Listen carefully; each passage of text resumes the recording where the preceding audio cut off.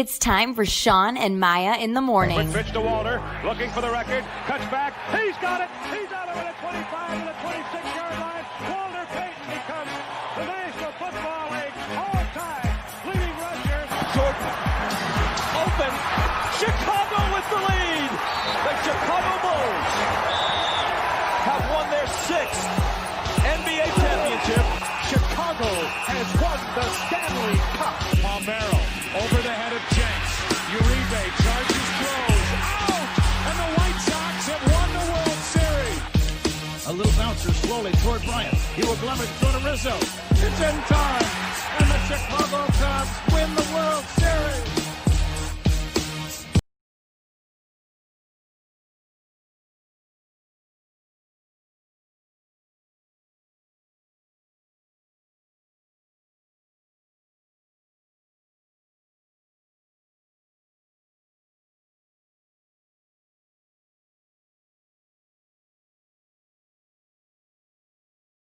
What up? Welcome to Shawn and Maya in the morning on this Hump Day edition. Guys, it's Wu-Tang Wednesday, baby. You see it? Wu-Tang Wednesday.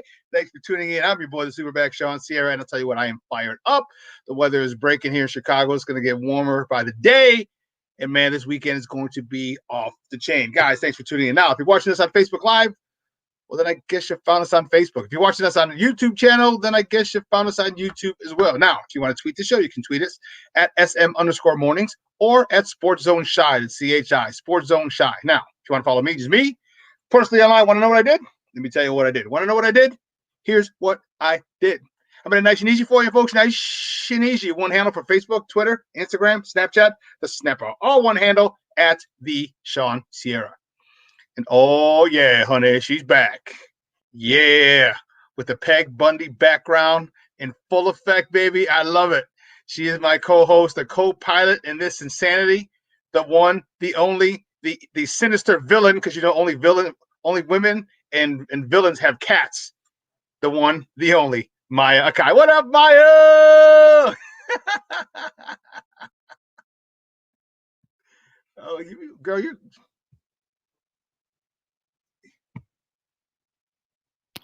There we go. Yes. There we go. We got you. Yes. Oh, yes. I have a special guest with me today. There you go. Yes. Wednesday. So I'm back. Lots to talk about. I'm having sports over sensory right now, though. There's too much to watch. And I knew this was going to happen. Mm-hmm. Once everything started coming back, you got baseball and you want to watch it. You know, you got hockey, had to watch it. You know, there's NBA, have to watch the bubble. It's like too much have to watch. Yes, way too much to watch. I feel like I'm stuck in a bubble now because I'm watching all this stuff. But yes, we got a lot to talk about. So of course, unlike Shawn, I'm user friendly. I'm easy. You can always follow me on social media, just right there. See, follow right there. There you go. Hey, I would be remiss if I didn't bring him on quickly. I know he's finishing up some editing, but you know what? I got to bring him out. He is our Puerto Rican Swiss Army knife. He is the man behind the curtain. He is the whiz himself, Ivan Vargas. Ivan, what's up, Baba? Good morning, guys. Maya, you're back with your little friends. I'm back. I'm back. Yes, I'm back. I figured I had to bring it back. Yes. Good to see you. We're still missing a Cubs shirt, though. We are missing a Cubs shirt. I do owe you, right. I do owe you that. I totally forgot. Next Wednesday, I will wear it. I totally forgot. I was going to text you last night. And you should have. Yeah, I forgot. Yeah, I totally forgot. Next Wednesday, I will have on my Cub. I will be rocking Cub gear. It will. I will be texting you. Yeah. I'll be texting you a Cubs picture every day. Okay, that won't be necessary. That will not be necessary. I will remember next week. Oh, he knows it won't be necessary. He's just going to do it. Right. He'll do it anyways, though I don't need it. But yes. Oh man, listen, we have a great show for you, but we need you to get interactive with us today. So here's what you do: if you're watching us on Facebook Live, then leave a question or comment right there on the post. Okay, and we already have one. Marshawn said S&M in full effect. In full effect, EFFECT. Smooth operators operating correctly. Man, if you don't know who that's from, then we can't rock with me. I'm sorry. You don't know about Eric B and Rakim. I'm sorry, but anyway, gotta know. Like I said, we got a great show for you. But if you're watching this on our app, because guess what, you can watch us from the app now. Not only can you listen, you can watch us from the app. And if you're watching us from the app, guess what, you can text us from the app. Same thing.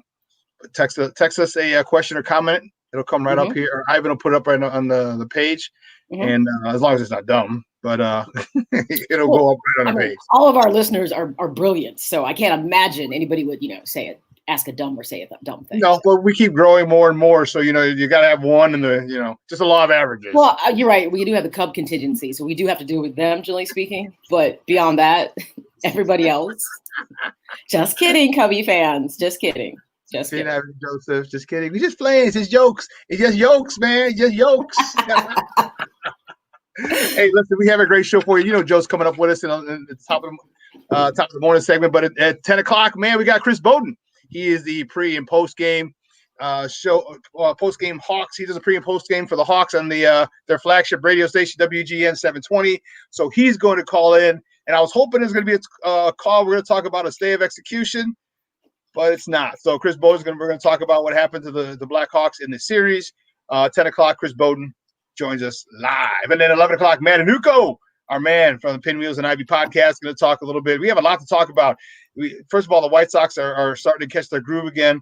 But what I really want to talk about is this Fernando Tatis Jr. thing getting blown out of proportion? No. Is this crazy? No. No. Look, if he was on our team, we'd be blowing it up too. So don't be mad. No, well, you know what happened. They were up 3-0, or they were up 7-0, and I think it was the seventh inning, eighth inning. He had a 3-0 count. And the bases were loaded, and he missed the swings, he missed the take sign, and he swung and hit a grand slam. So not only did the opposing manager have a fit, the Texas Rangers, who they were playing, but his manager didn't defend him. And I was getting a little pissy about it. Like, hey, you know what? Protect your players. So we're going to talk to him about that. We're going to talk about that a little in the top of the morning segment too. Like, this is getting a little crazy, in my personal opinion. Especially on don't mess with me on Wu-Tang Wednesday. Don't even do it. Don't even do it. It's Wu-Tang Wednesday. We're about to get fired up. Well, listen. This sets the rundown today. All right. Joseph's coming up in a minute. Chris Bowden 10, Matanuco at 11. So make sure you keep it locked right here on Shawn and Maya in the morning right here on SportsZone Chicago. So you know how we do the first segment of every show is called Top of the Morning to you, and these are the hot topics of the night before, and this is powered by the Chicago Crusader. And with that, I bring in the sports editor over there, our man. He is, despite the fact he's a Cubs fan, he's a good dude. You can find him on Twitter at ACA Joe. Guys, welcome back to Shawn and Maya. It's been a whole 46 hours. We missed you, man. Joseph Phillips. Joseph, what's up, Baba? Good morning, guys. God bless. Welcome back, Maya. Yes, I'm here. I pop in, once a week and kind of, hey, everybody, what's going on? And you know what? Today's a good day to be here. There's a lot to talk about. So, hey. Okay. Well, I'm glad to see you back, and look like both teams are doing well. They are. Glad to see you guys. I hope y'all enjoyed your past 46 hours, I guess. They're always interesting, to say the least, when I'm not here. So, yes. Well, listen, the first top of the morning topic, man, that was a rough one last night. If you stayed up and watched the Blackhawks get eliminated, they have been eliminated by the Vegas Golden Knights yesterday in 4-1. It was a series. They lost last night 4-3. Let me tell you something, Crawford stopped 35 out of 39 shots again. Why in God's freaking name are you giving up 39 shots on your goalie? That was an issue before. And you know what? On the other, between the pipes, on the other end of the ice, Robin Lehner, who used to be with us earlier this season, he only had to face 26 shots. He stopped 23 of 26 shots. The superstars were the superstars. Kane, Taves, DeBrincat, they each scored a goal, but it wasn't enough. As the Vegas Golden Knights just were too good, too fast, too strong, too big for our Blackhawks. Yes, this would be so. Right. And Maya's happy because that's her side team. So it was a tough series for me because everyone knows that the Vegas Knights are my side team. I'm kind of snuggling up with Seattle from Jump Street. So, from year one, I just was like absolutely enamored with them. I'm like, there was just something amazing. So I'm kind of like getting a little cozy with Seattle right now too. Just but Vegas has 4 really good lines. Yeah. They're well-rounded in every way. To me, the Hawks, I see a lot of benefit from the series. They didn't win. I didn't expect them to win. Mm-hmm. I saw big growth points for Murphy, DeBrincat, all those young players. This experience for them was huge. So for me, they didn't win the series, but I think it was a big growth point for them. The one glaring thing that we know is an issue, and it has to be fixed next year. And this is going to be complicated because the question is, what are they going to have to give up to go get some defensemen? That's going to be the issue. Is the lack of having solid defensemen for the Blackhawks. This is, to me, what at least cost them being able to go deeper into this series. Let's be honest. It's gotten to the point where Keith, Seabrook, the contract that never should have happened kind of thing, they're just not where they used to be. They have to go figure out where they can get defensemen from without having to give up some of this young talent that finally is crossing over and getting and playing at that high level. I also think the complicated question come next year is, I don't think you just let Corey Crawford go, because this is the first time in a long time the Blackhawks don't really have a goalie to take over. There's no heir apparent. For at least the last decade, there was always that heir apparent, when it started with Hobby Bulin, and then, you had like Nancy, you had all these other goalies that were ready. There's nobody behind Corey Crawford. I'm not saying you give him a long-term deal contract. If you can talk him into at least a 1 to 2 year, because to me, you may need 1 to 2 years to go find that replacement goalie, but they can't let him walk because Corey Crawford, for what it's worth, paid at a high level in this series against Vegas. I was like, he was putting it out there. And this is the guy you're talking about who had concussions that we were concerned about. And Corey put it all out there. So to me, they owe him something, not because he's part of their championship winning teams, because he played at a high level against a really good Las Vegas Knights team. So to my boo, hey, Vegas, we'll keep going. I'm fully in now. You can come out the back seat. It takes time to get from the back seat to the passenger. They're fully in the front seat for the rest of the playoffs. So it was nothing personal. This is how it had to be. But you're out now. Everyone knows about you. So there you go. Okay. Well, first I want to send a shout out to the Chicago Blackhawks for overachieving.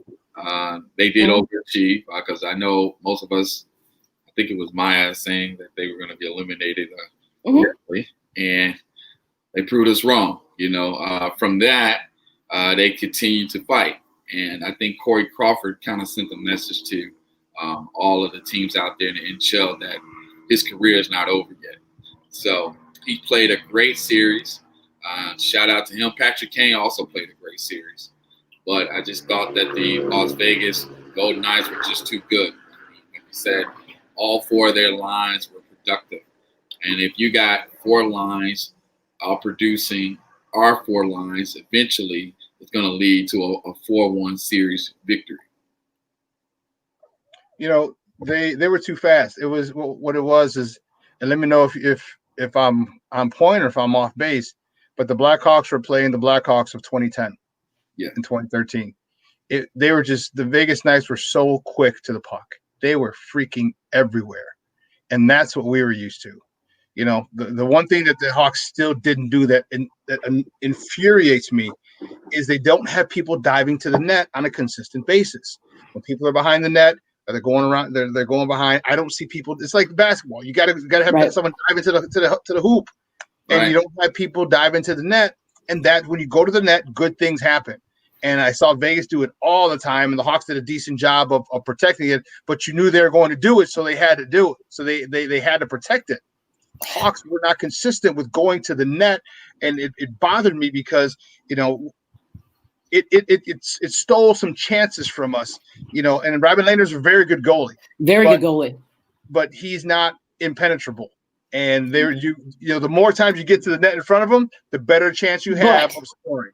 The thing you always got to keep in mind as you watch this game, and you saw even a little bit of that in the last series against the Oilers, is that look at how this is what Vegas and what Edmonton did relatively well, is that protection that was the defenseman in front of the net. That's what we're talking about. So when you have what is a good goalie, but he's getting the support that's necessary. You know what I'm saying? That's the difference. And this is where either the defensemen we have now have to mature very quickly, but to me, I still need more veteran players because look at Vegas is not a young team. They're veterans. No, not at all. And the thing is, coming out the draft, this is why I'm curious because trust me, Seattle must be chomping at the bit because what people have to give, to the draft when they're expansion teams. Yeah, and they've seen what Vegas did. So I know right now they're doing their homework big time on this.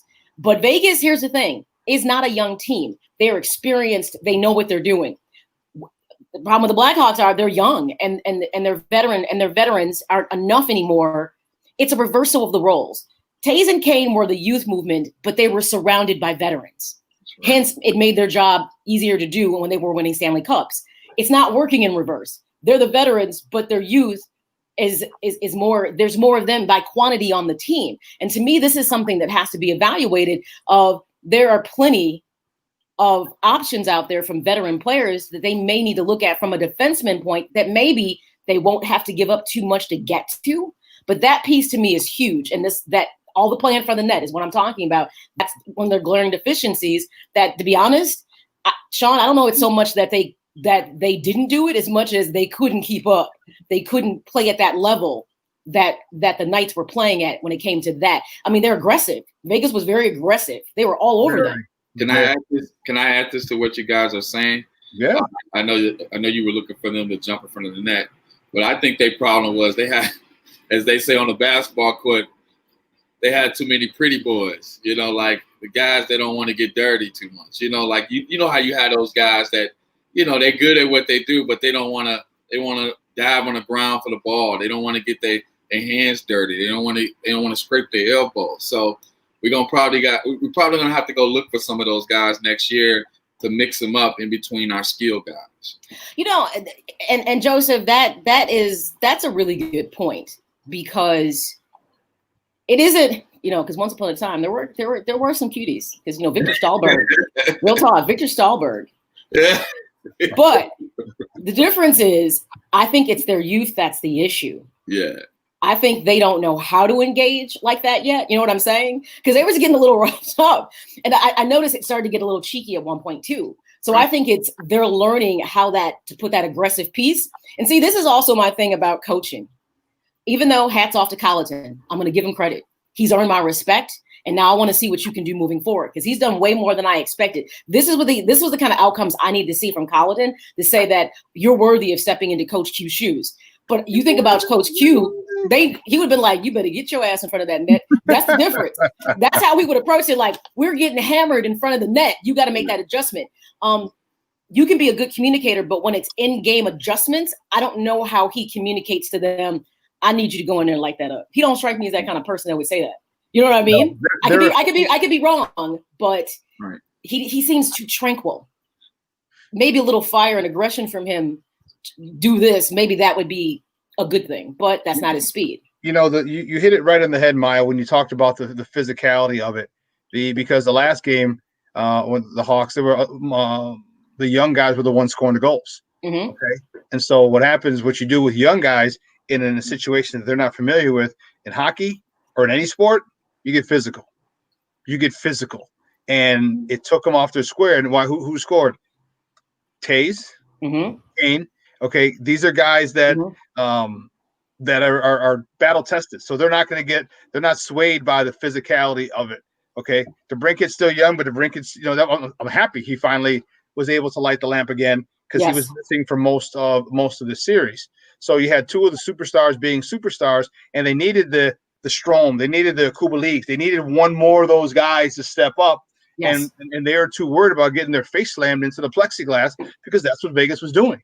And hats off to Vegas. This is what you do when you got young guys, because Kirby Doc, as much experience as he got, he got his ass whooped. He got his ass whooped big time. That's playoff hockey.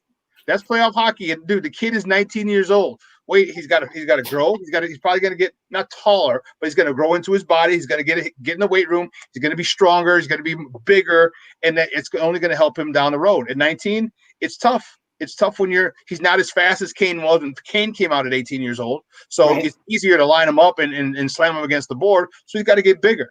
So you know what? It was good. The experience was awesome. And we're going to continue. We're going to talk more about this at the top of the hour at 10 o'clock with Chris Bowden. But we got to move on to the next top of the morning topic. The next top of the morning topic, my White Sox yesterday beat the Detroit Tigers 10-4. Dylan Cease with his fourth consecutive win. He's now 4-1, 6 1/3, 5 hits, 2 runs, both earned, 3 walks, 3 Ks on 104 pitches. Dylan Cease, you know what? I love Dylan Cease. I think Dylan Cease, and the sad part about it, Dylan Cease is going to be our number 4. Wow. He's going to be – I think he's an 2 on a bad team. And the Sox, I think he'd be a great 3. When you got Kopech coming back next year, you got Giolito, you got Keiko. I'm sorry, Dylan. You got that number 4 slot, Papa. But you know what? this is a good thing to have. Why? Because if he's a maybe 2 on some teams, but definitely a solid 3, and he's in the 4 slot, whoever he's going against, their number 4 probably isn't going to be as good as him. So he could rack up some big numbers coming up in the next couple of years if he stays at number 4, because I don't see him moving ahead of Giolito, Keuchel, and Kopech if they stay healthy. So, but great game by the White Sox yesterday. Tim Anderson, he is a stud. He is a freaking stud. Second game in a row where he leads off the game with a homer. This guy is his. You know what? We're going to talk a little more with Matt Anuko, but I don't know if you guys saw. I saw this, and I'm like, wait, is he moving? He was moving around in the box. Okay, usually when you're in the batter's box, you stand on the back line because you want to see everything. And Steve Stone was talking about it as I was thinking this, and he's like, Tim's moving, he's dancing in the box. Tim's second hit when he came up in the second inning was a slider. So he stepped to the front of the box so that the slider couldn't bite, it couldn't move because he was in the front of the box, and he roped it to left field. Amazing, amazing, amazing. I'll tell you what, Tim Anderson he's a great hitter, right? And I have no problem saying it. He's a great hitter who's hot right now. Yeah, I mean, I'm sorry. Yeah. No, go ahead, Joseph. Go ahead. No, I was just saying, shout out to Tim Anderson, man. I mean, like, he's the leader of that squad. We talked about this earlier in the week, just about the importance of just, asking guys to be creative, to do things outside the box. And he's like the prime candidate for someone who has the ability to produce that creativity and still be successful at bat. Like I said, he was last year's batting champion, 4 hits, a fiery leader, and it was kind of like Ricky Henderson, just some of the stuff that he's been doing in the batter's box, just back-to-back lead-off home run games, and then in addition to that, just being able to intimidate guys on the base. So shout out to Tim Anderson, who is a bona fide leader and helped the Sox earn another win this season. And, it's the kind of thing right now, for me at least, I'm going to need some consistency because I got real turned off when they win streak, lose streak. I can't do the up and down like that. And the real issue isn't necessarily the bats. I mean, I'll be honest. I mean, Keuchel had a game where he took a loss he shouldn't have got because the bats weren't there that particular game, but he pitched lights out. I was calling for Keuchel last year, and he's the absolute right fit. Seriously. I'm still real lukewarm on Giolito. I'm real lukewarm. So either he's going to need to light something up and show me that, okay, all this hype you keep getting isn't working for me. I understand that Dylan Cease is still in that development, and I am seeing him settle down and a lot of things like giving up too many runs early in the game. I'm definitely seeing some progression with him that I like. So with that piece, the pitching right now is their weakest link. And every time Gonzalez comes out there, I feel like I'm going to have an ulcer flare up. So, because it's not that he's bad, but it's just, you feel like you're walking on eggshells with him when he pitches. The pitching right now is legitimately their issue. It's not consistent. But again, we're talking no spring training, kind of jumping into this and having to kind of go. So I'm trying to be flexible, but I'm liking the development piece. The one thing I need to change, though, I do like Lewis Robert. I do. But one, he does too much. Like there was a play that he ran way too far and he missed the catch. He slid in. And to be honest, the left fielder could have gotten that before he did. I want them to stop giving him that caveat that just because he wants it, he should have it. Too much of that is happening right now with him, and I don't care for it because he runs, and he's fast, don't get me wrong, and he slides, and he misses the catch. And then right behind him, Eloy comes in and gets it, he throws it in. But my thing is, Eloy was actually better positioned to make the catch in the first place. That piece needs to be fit. And they have to fix that. Yes, he's electric to watch, but every play isn't his to make. And I'm like, Eloy, you know what? Last year, literally, you were what people were talking about with Moncada. You don't have to clear space for Robert. Make him earn it. And he's earning it. Don't get me wrong. But I'm not liking how people are watching him do things and letting him do things. Push the envelope a little bit. That kind of bothered. And I'm seeing it. Some games, it seems like it settles out with him and it's better. And then there's other games where, like, I watched Tim and Moncada have some things happen and how they handle it. You know what I mean? They're both competitive. But somehow this is where I feel like that coaching leadership would step in, to be honest, and say, look, it's a whole lot of really good people on the team. There's enough space here for everyone. Everybody can eat. You need to settle down a little bit because that play you missed, That wasn't your play to make. He needs to be called out on that. But you know what? If he would have just he did that with Laurie. Remember, he ran the right field. This was early before Laurie got hurt. He did that with Laurie Garcia, and he was the right center field gap closer to right field. And Laurie, had his glove up, and Lewis Roberts stepped in front of him.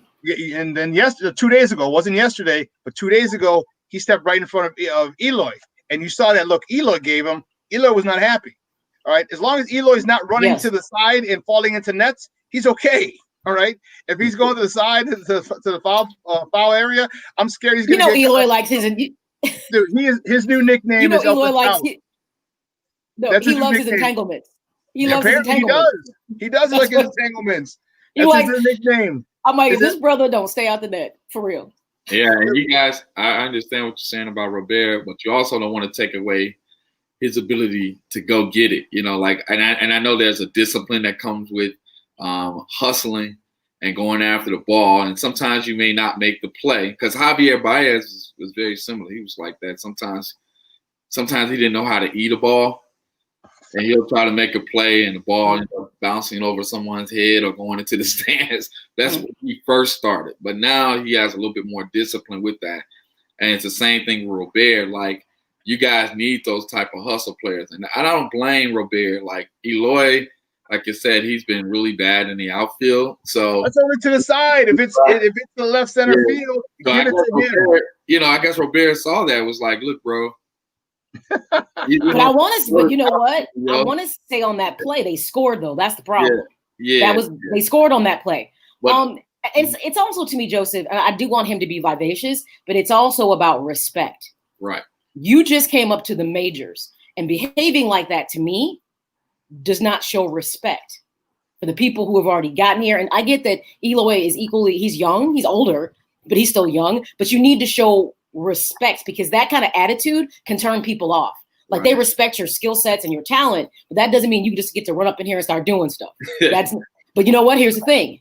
Nobody has checked him. That's right. I thought Renteria checked him before, because he was starting running behind people after he did that to Leori, and then this happened. Right. And then this happened. This was like a week and a half, 2 weeks ago.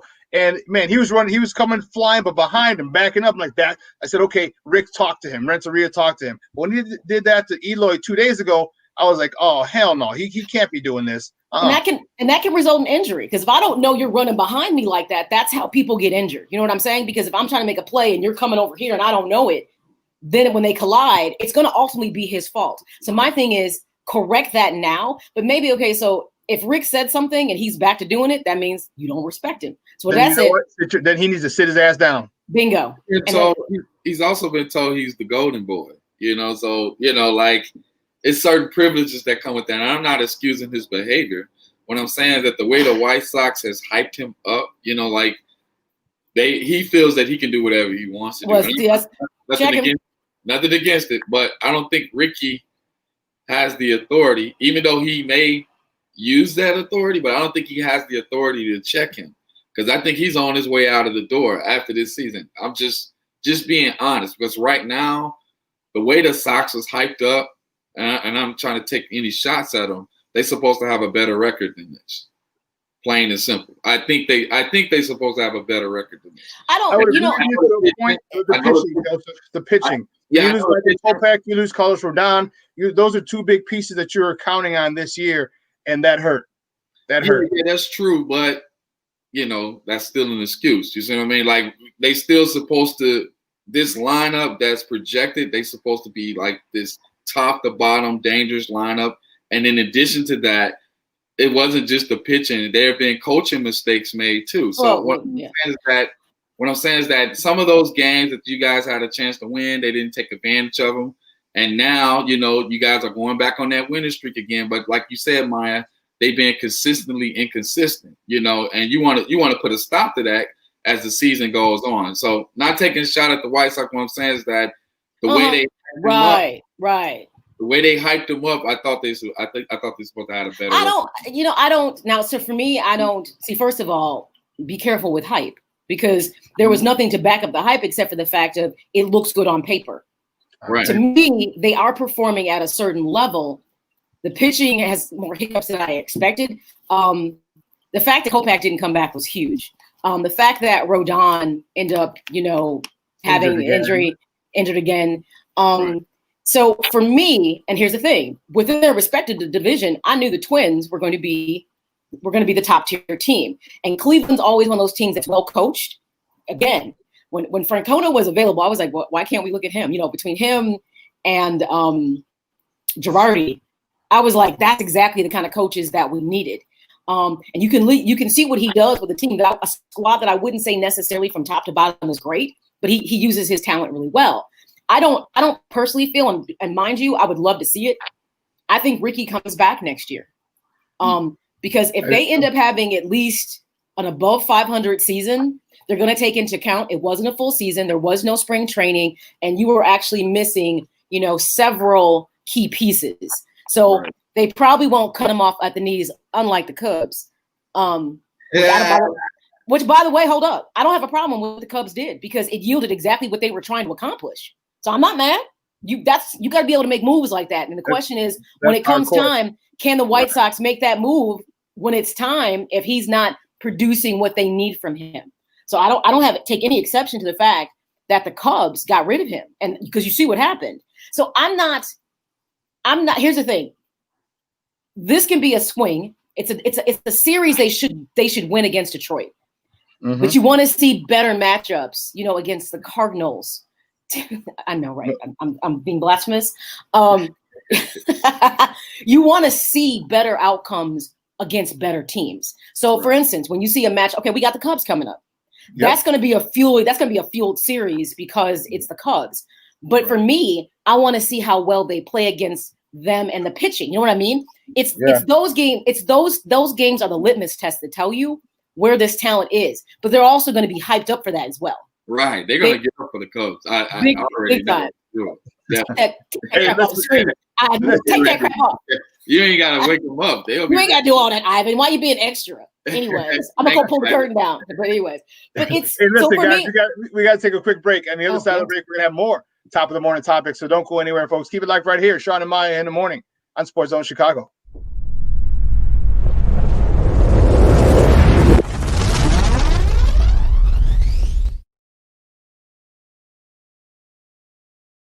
BoomerNaturals.com presents the Sports Flash on 1330 and 95.9 The Zone.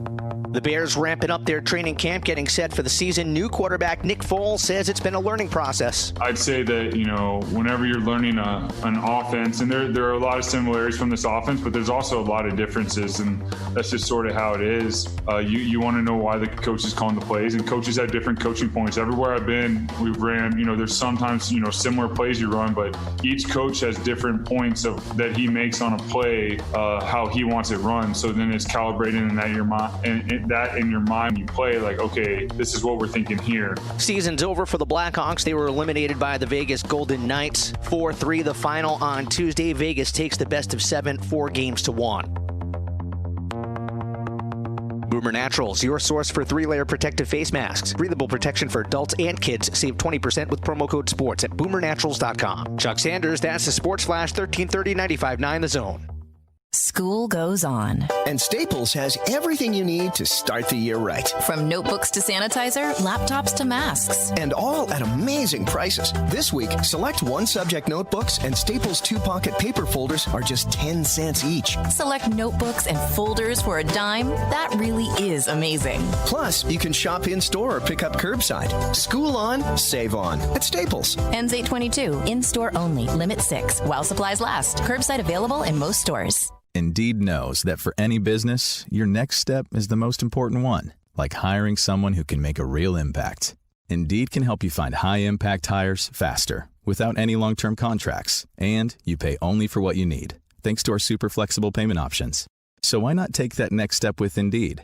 Get started with a free $75 credit for your first job post and get in front of more quality candidates. Go to Indeed.com/high-impact. That's Indeed.com/high-impact. Terms and conditions apply.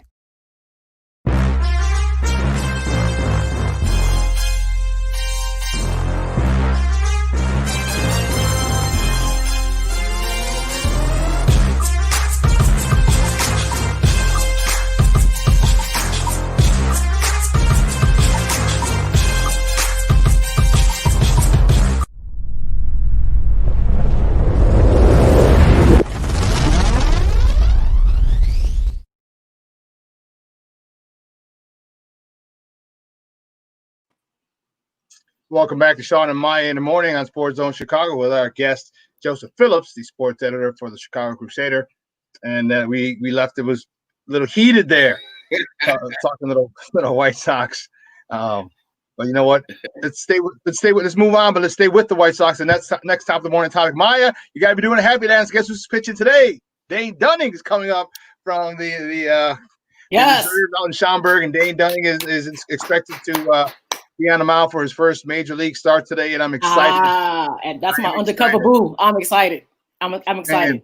I'm excited. Right there, that will probably be your fifth starter in the next couple of years. In this window, you'll have Kopech, you'll have Giolito, you'll have Keuchel, you'll have Cease, and then you'll. I'm gonna tell you something.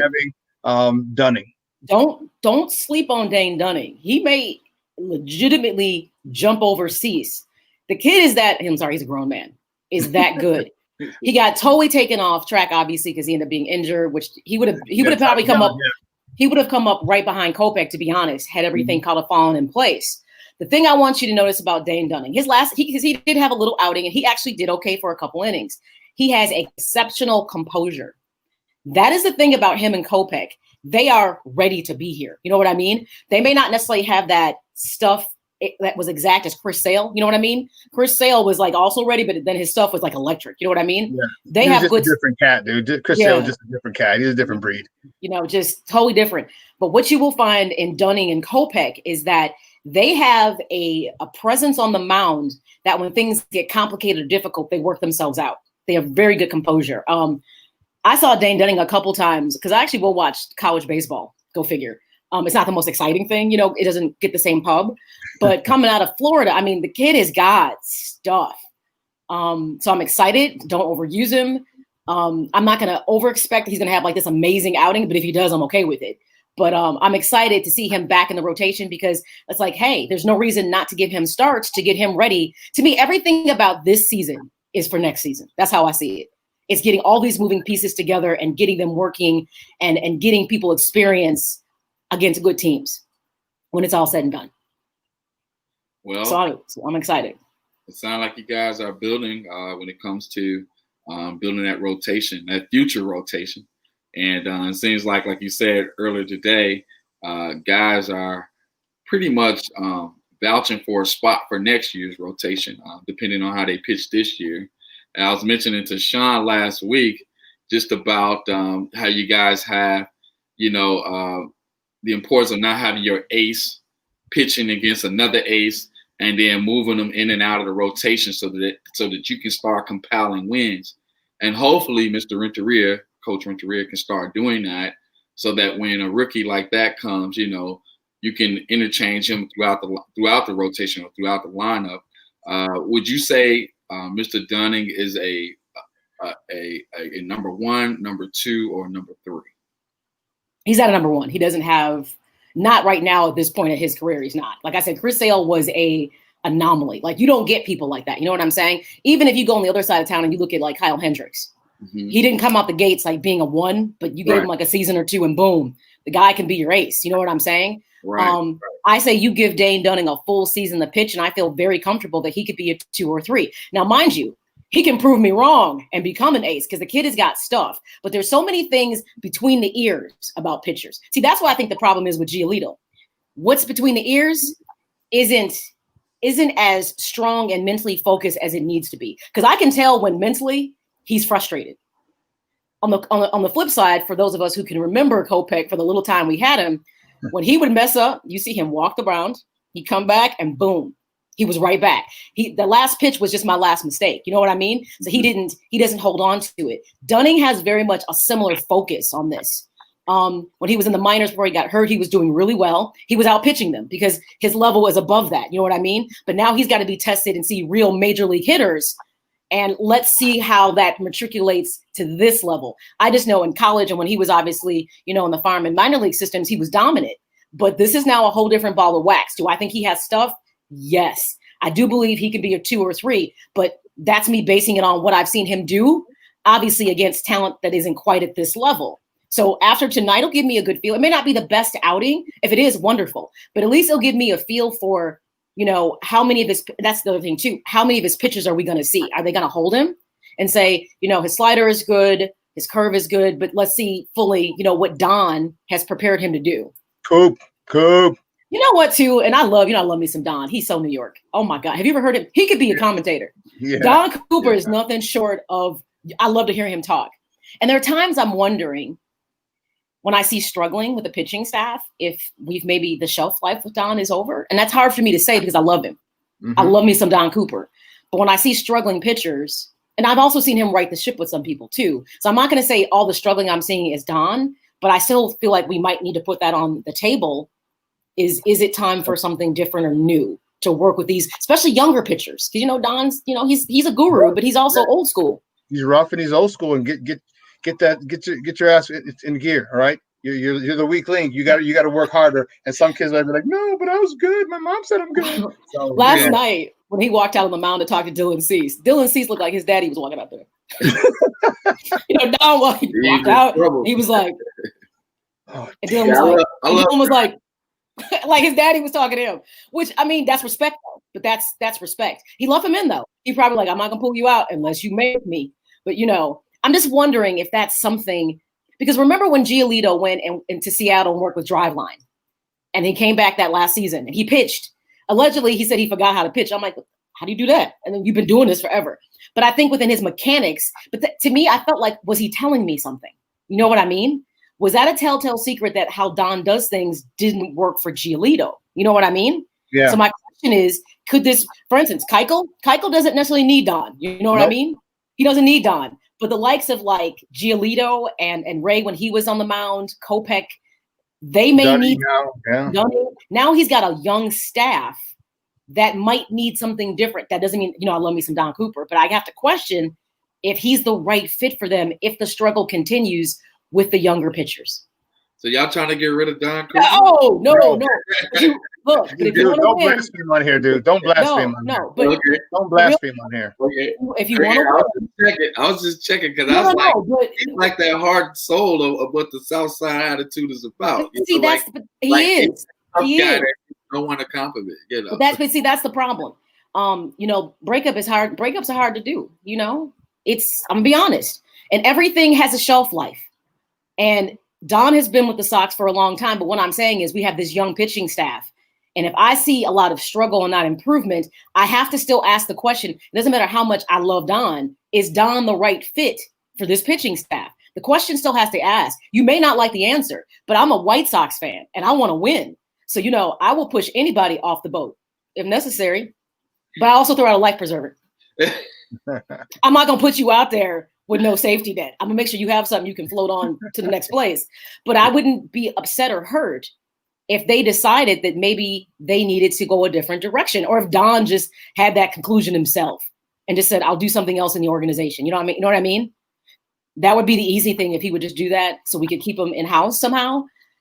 But like a consultant, but I do believe that we might have to explore that because this is now a very young pitching staff. And I don't know if he's gonna be the right fit.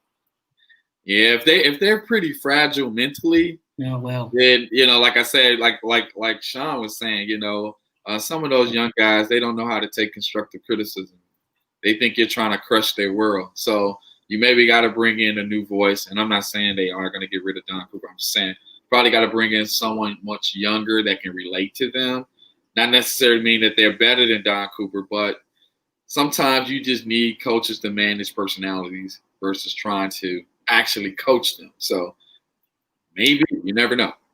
It's a lot to it, but we have pitching and catching dynamics, so maybe. See, pitchers, they're a little off, but you know what? The bottom line is, what you got to get done as a pitcher. All right, if you miss your spots, it doesn't matter if someone yells at you. It doesn't matter if someone says, "Oh, try next time." You have to accept responsibility for yourself. And I don't mind Don Cooper.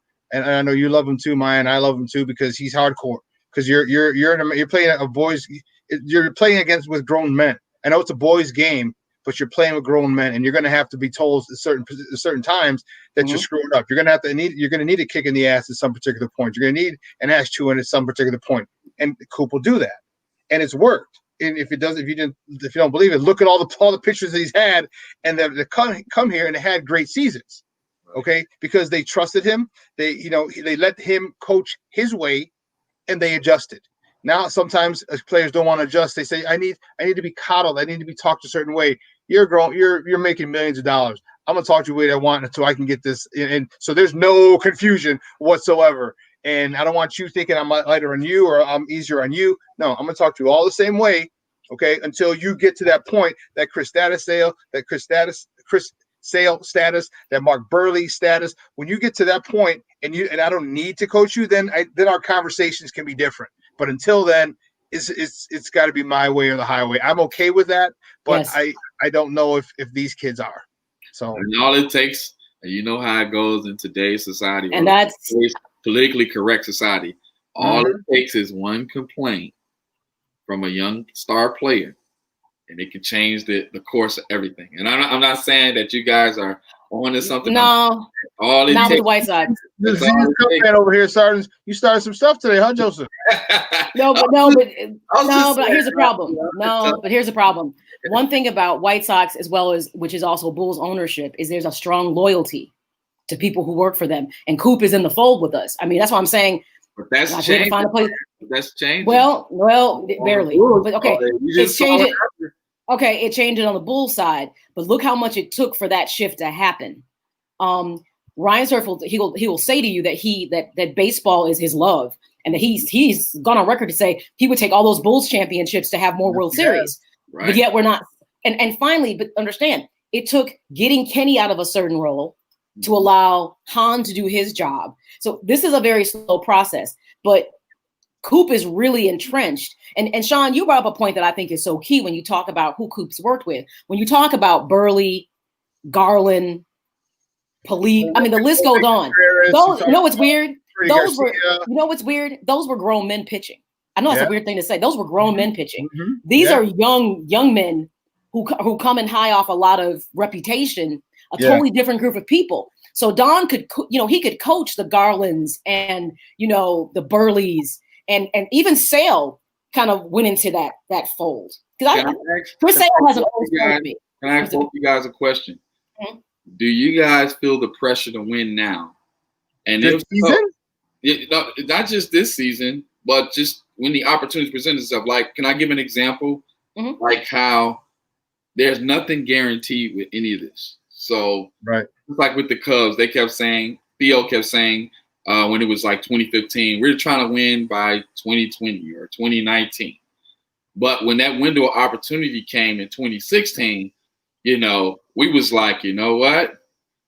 It may not happen in 2017 and 2018. The time is now. You see what I mean? And that what I mean by that is that there has to be a sense of urgency. Because what I'm feeling now from the White Sox, and I'm not trying to take a shot at them. Yes, you are. Go ahead. Is that they're kind of lax. They're a little lax right now. No.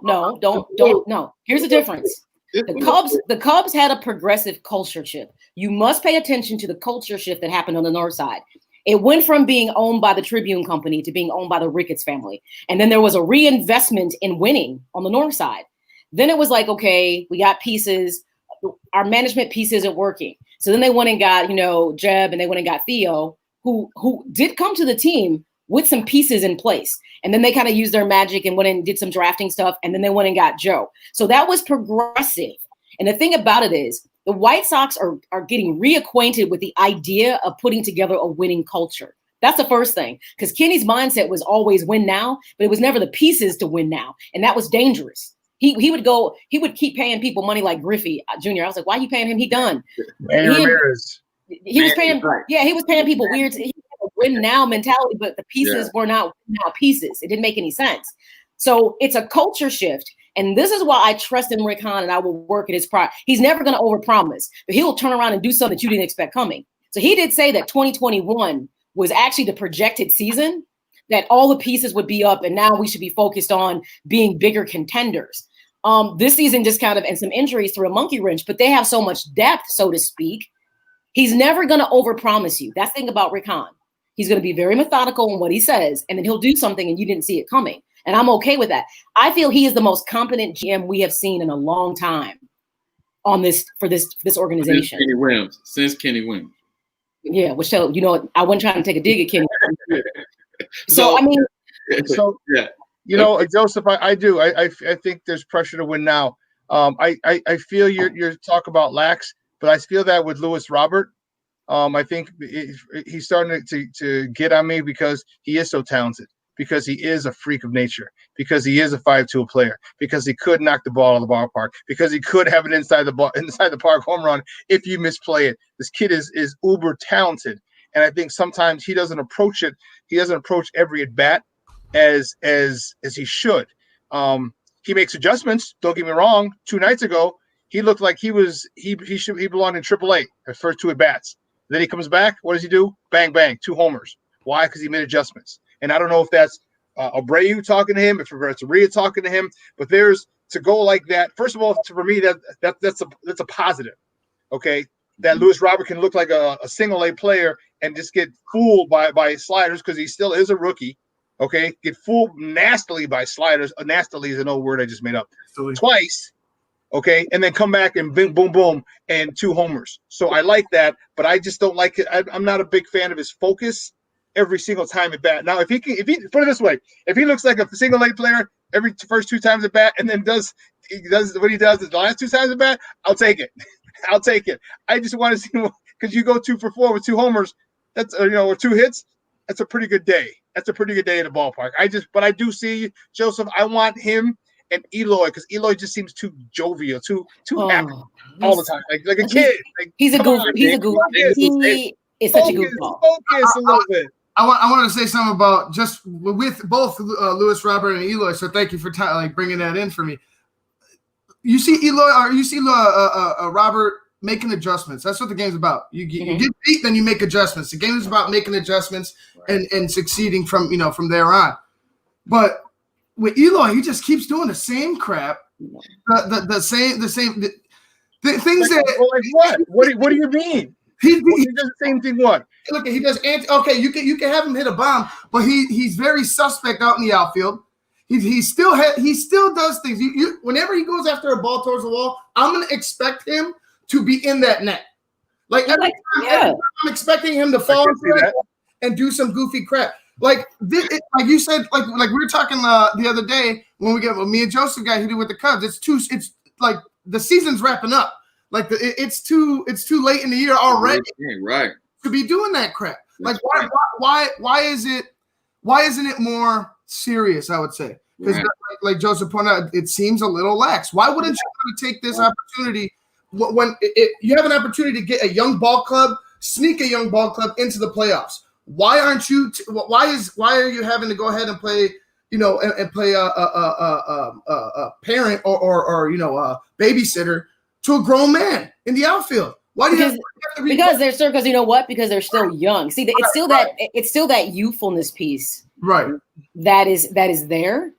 And even with Robert, you see that youthfulness. Mm-hmm. Now, mind you look at everybody else. You look at TA, you look at Moncada, you look at everybody else. They behave in their age because they've been there. They're adjusted. Remember, these two are like, this is what they've lived for. They've been looking forward to this. So they're like, it's like that freshman kid in college basketball that's the starter. You know what I'm saying?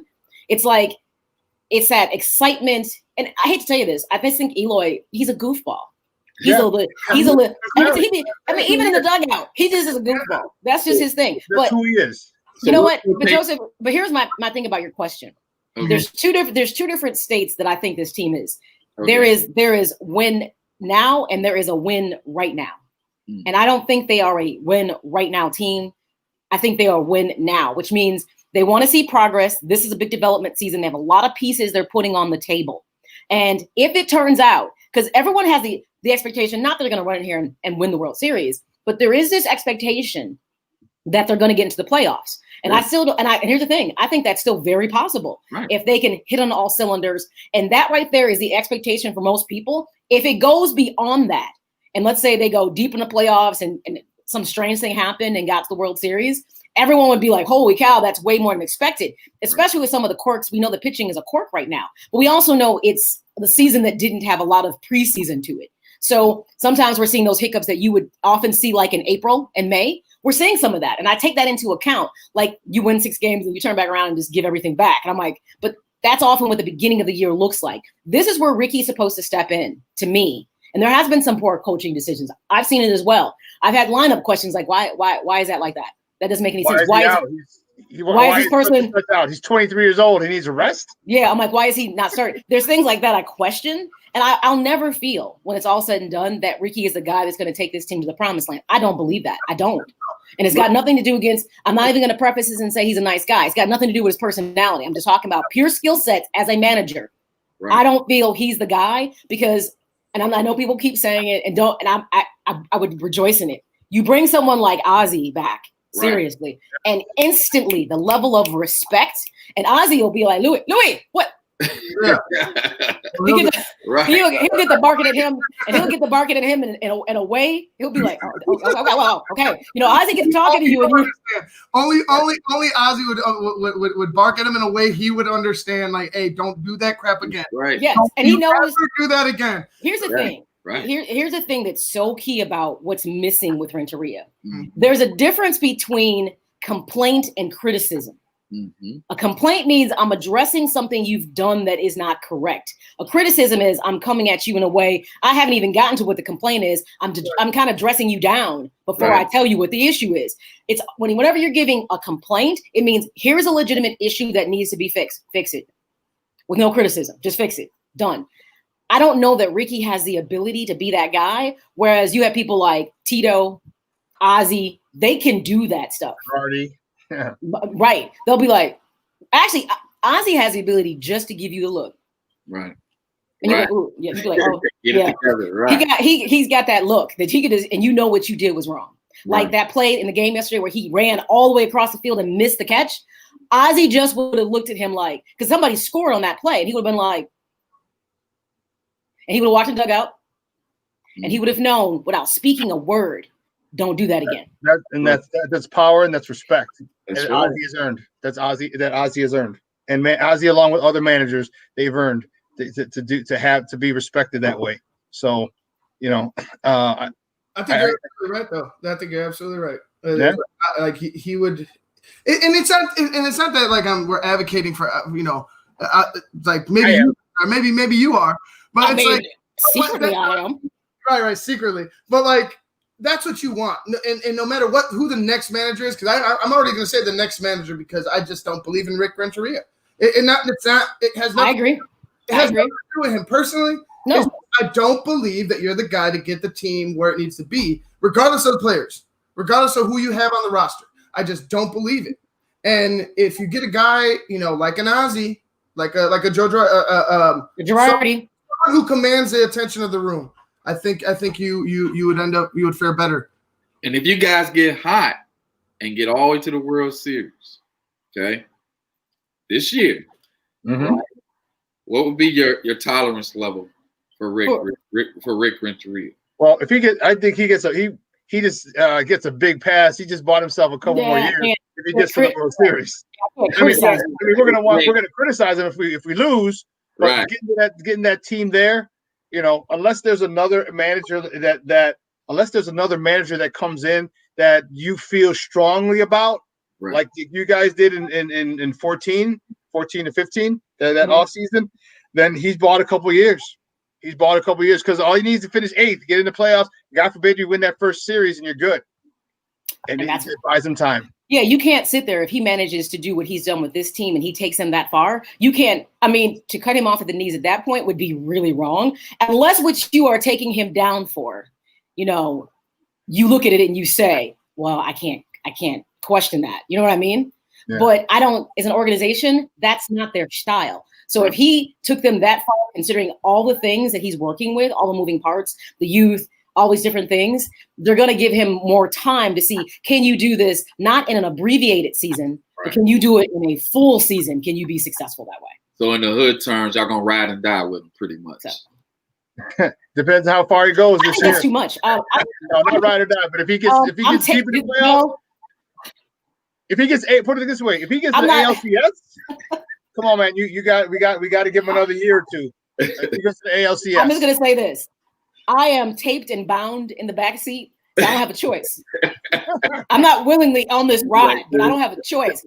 And they might throw me in the trunk if I start acting out. So with that being said, I'm unwillingly on this ride. I don't have a choice. but I can make adjustments if necessary. But well, listen, we gotta take a quick break, and on the other side of the break,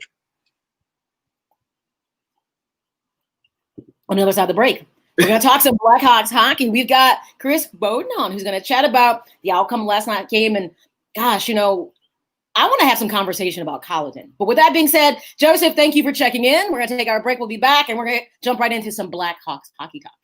God bless you.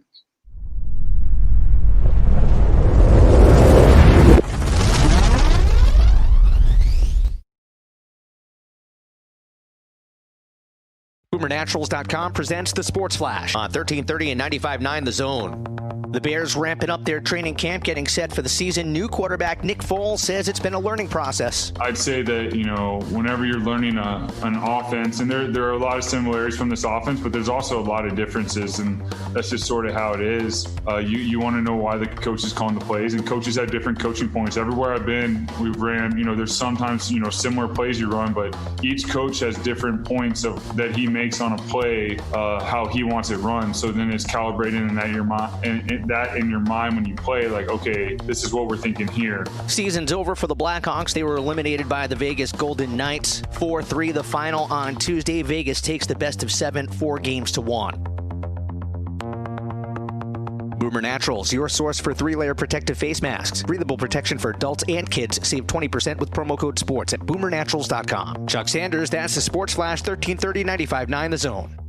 School goes on. And Staples has everything you need to start the year right. From notebooks to sanitizer, laptops to masks. And all at amazing prices. This week, select one-subject notebooks and Staples 2-pocket paper folders are just 10 cents each. Select notebooks and folders for a dime. That really is amazing. Plus, you can shop in-store or pick up curbside. School on, save on at Staples. Ends 8/22. In-store only. Limit 6. While supplies last. Curbside available in most stores. Indeed knows that for any business, your next step is the most important one, like hiring someone who can make a real impact.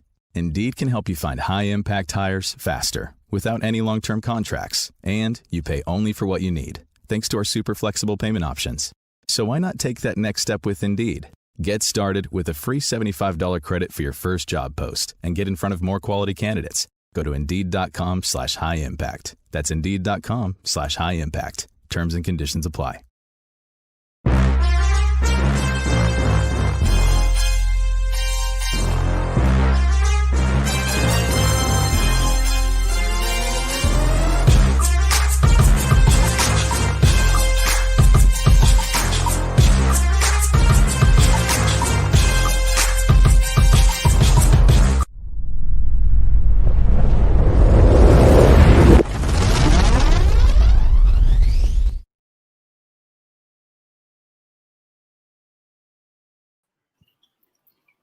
welcome back to Shawn and Maya in the morning on SportsZone Chicago. Just got done with our first hour, top of the morning segment. Man, there's some good conversation. Therapy. There's always free therapy in the first part of the show. That's for sure. You know what? We're gonna need some more therapy after free this. Therapy. In this hour too. Our next guest is a good friend of the program. He works on the Hawks radio flagship on WGN Radio, and you can find him on Twitter at Bowden Tweets. Guys, just welcome back to Shawn and Maya. Chris Bowden. Chris, how are you, buddy? I'm well, Shawn and Maya. Thanks for having me on again. Appreciate it. This is gonna be fun. Yeah, it is. Well, it could have been more fun if they could have got one more goal, but so let's get right to it. So I was excited about the game yesterday just because I was hoping they could do it. I was hoping they can extend it, get a stay of execution. They didn't. So now the season's over. Give me your thoughts. We talked about this possibly. Do you think that was Corey Crawford's last game as a Chicago Blackhawk? Something tells me it's not going to be. And we were talking about this on the post-game show, as I've done on some podcasts as well.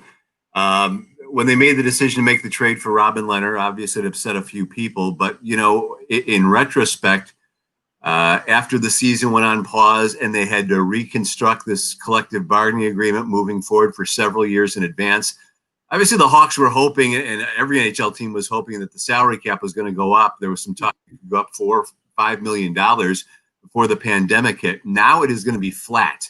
Mm-hmm. for a couple of years, which is bad news for the Blackhawks because they're already in a salary cap bind.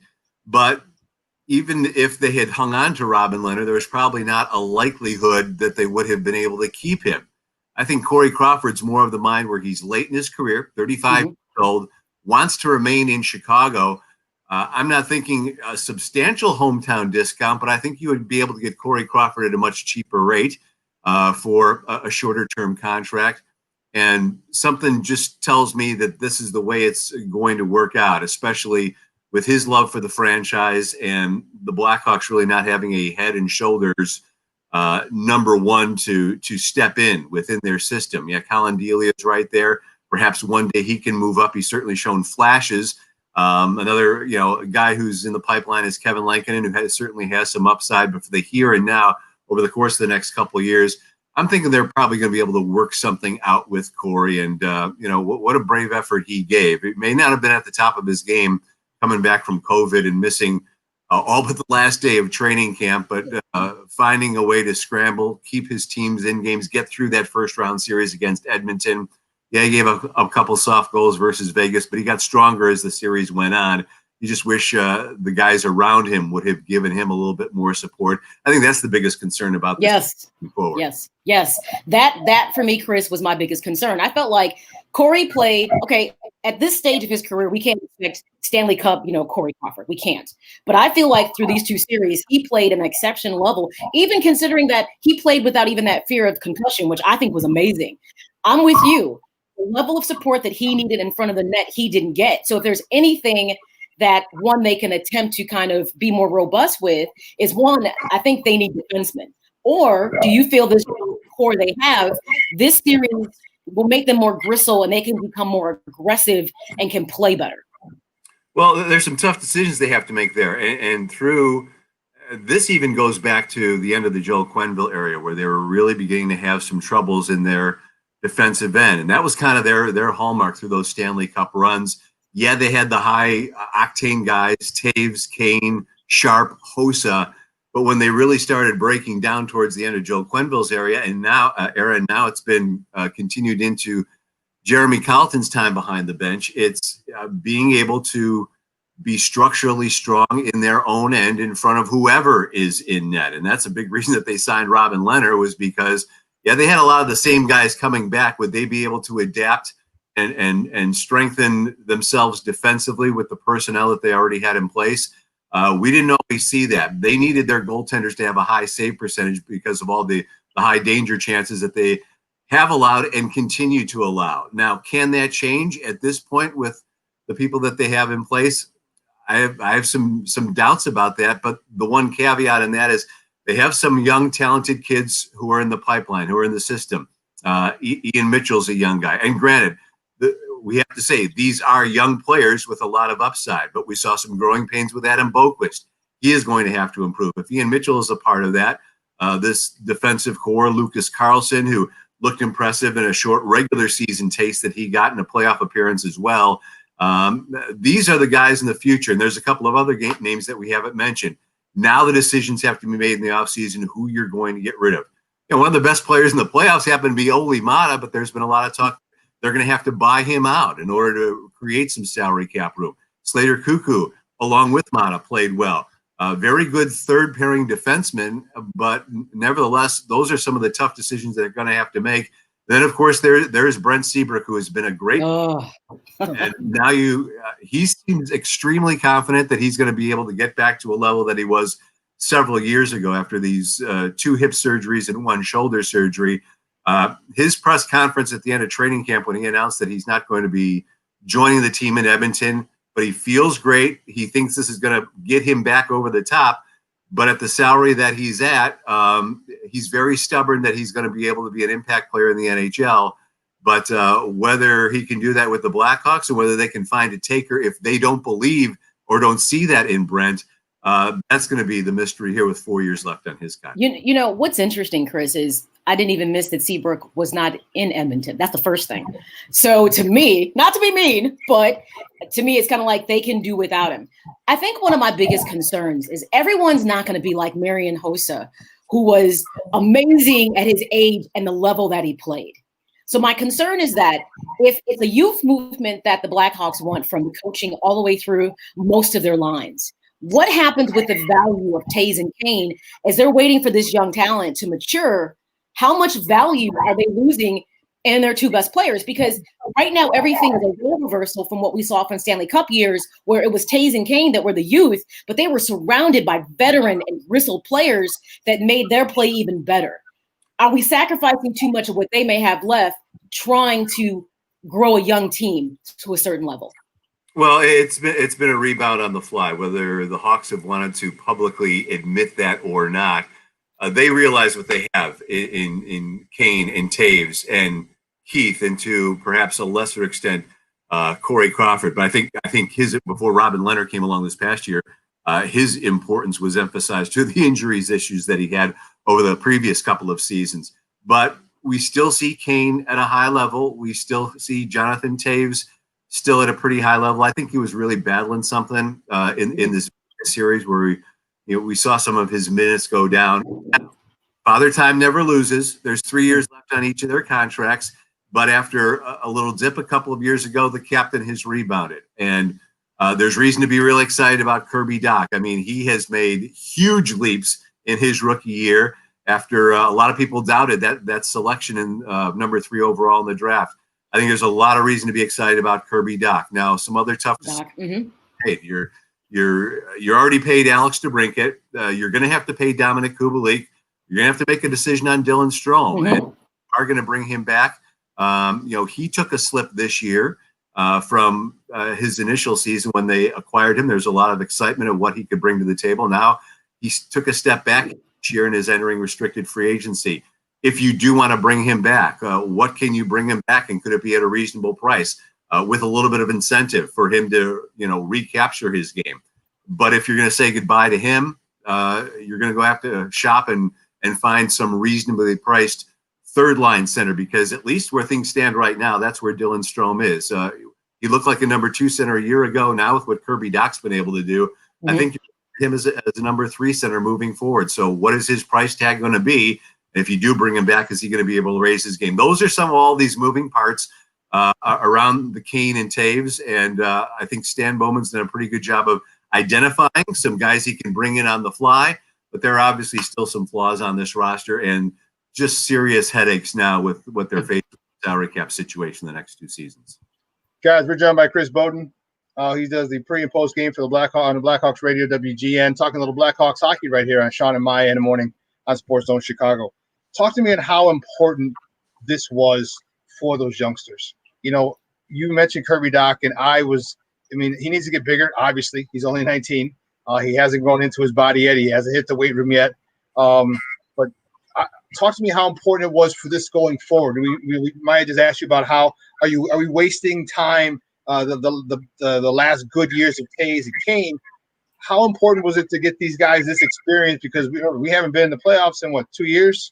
So you get these young guys playoff tested next year, because next year I think they're going to be much better and maybe fight for an actual playoff spot. And Kirby Dach won't be so. And not that he was timid, but they were what they did in game 5. Because remember, a lot of the youngsters scored in game 4. And then what they did is, okay, we're going to be physical with you. And they are slamming them up against the boards. And I saw Kirby Dach be not as aggressive this year. So how important is this experience for them moving forward? And with that experience, can they still get a good year of Taves and Kane with these guys experienced? Yeah, I think for certain guys, I think for everybody across the board, all those younger, inexperienced players. And, again, the Hawks were the youngest team by roster in the 2014 postseason. They managed to win a series. And I think Kirby Dach made leaps and bounds, especially from the time of the pause. He went home, got away from the rink for a few weeks because he'd been playing practically 16, 17 months straight from the time of his junior season before the Hawks drafted him, and had some injury issues earlier on in training camp. But I think he was extremely impressive for a 19-year-old. Even the opponents, the Edmonton Vegas Golden Knights, had great things to say.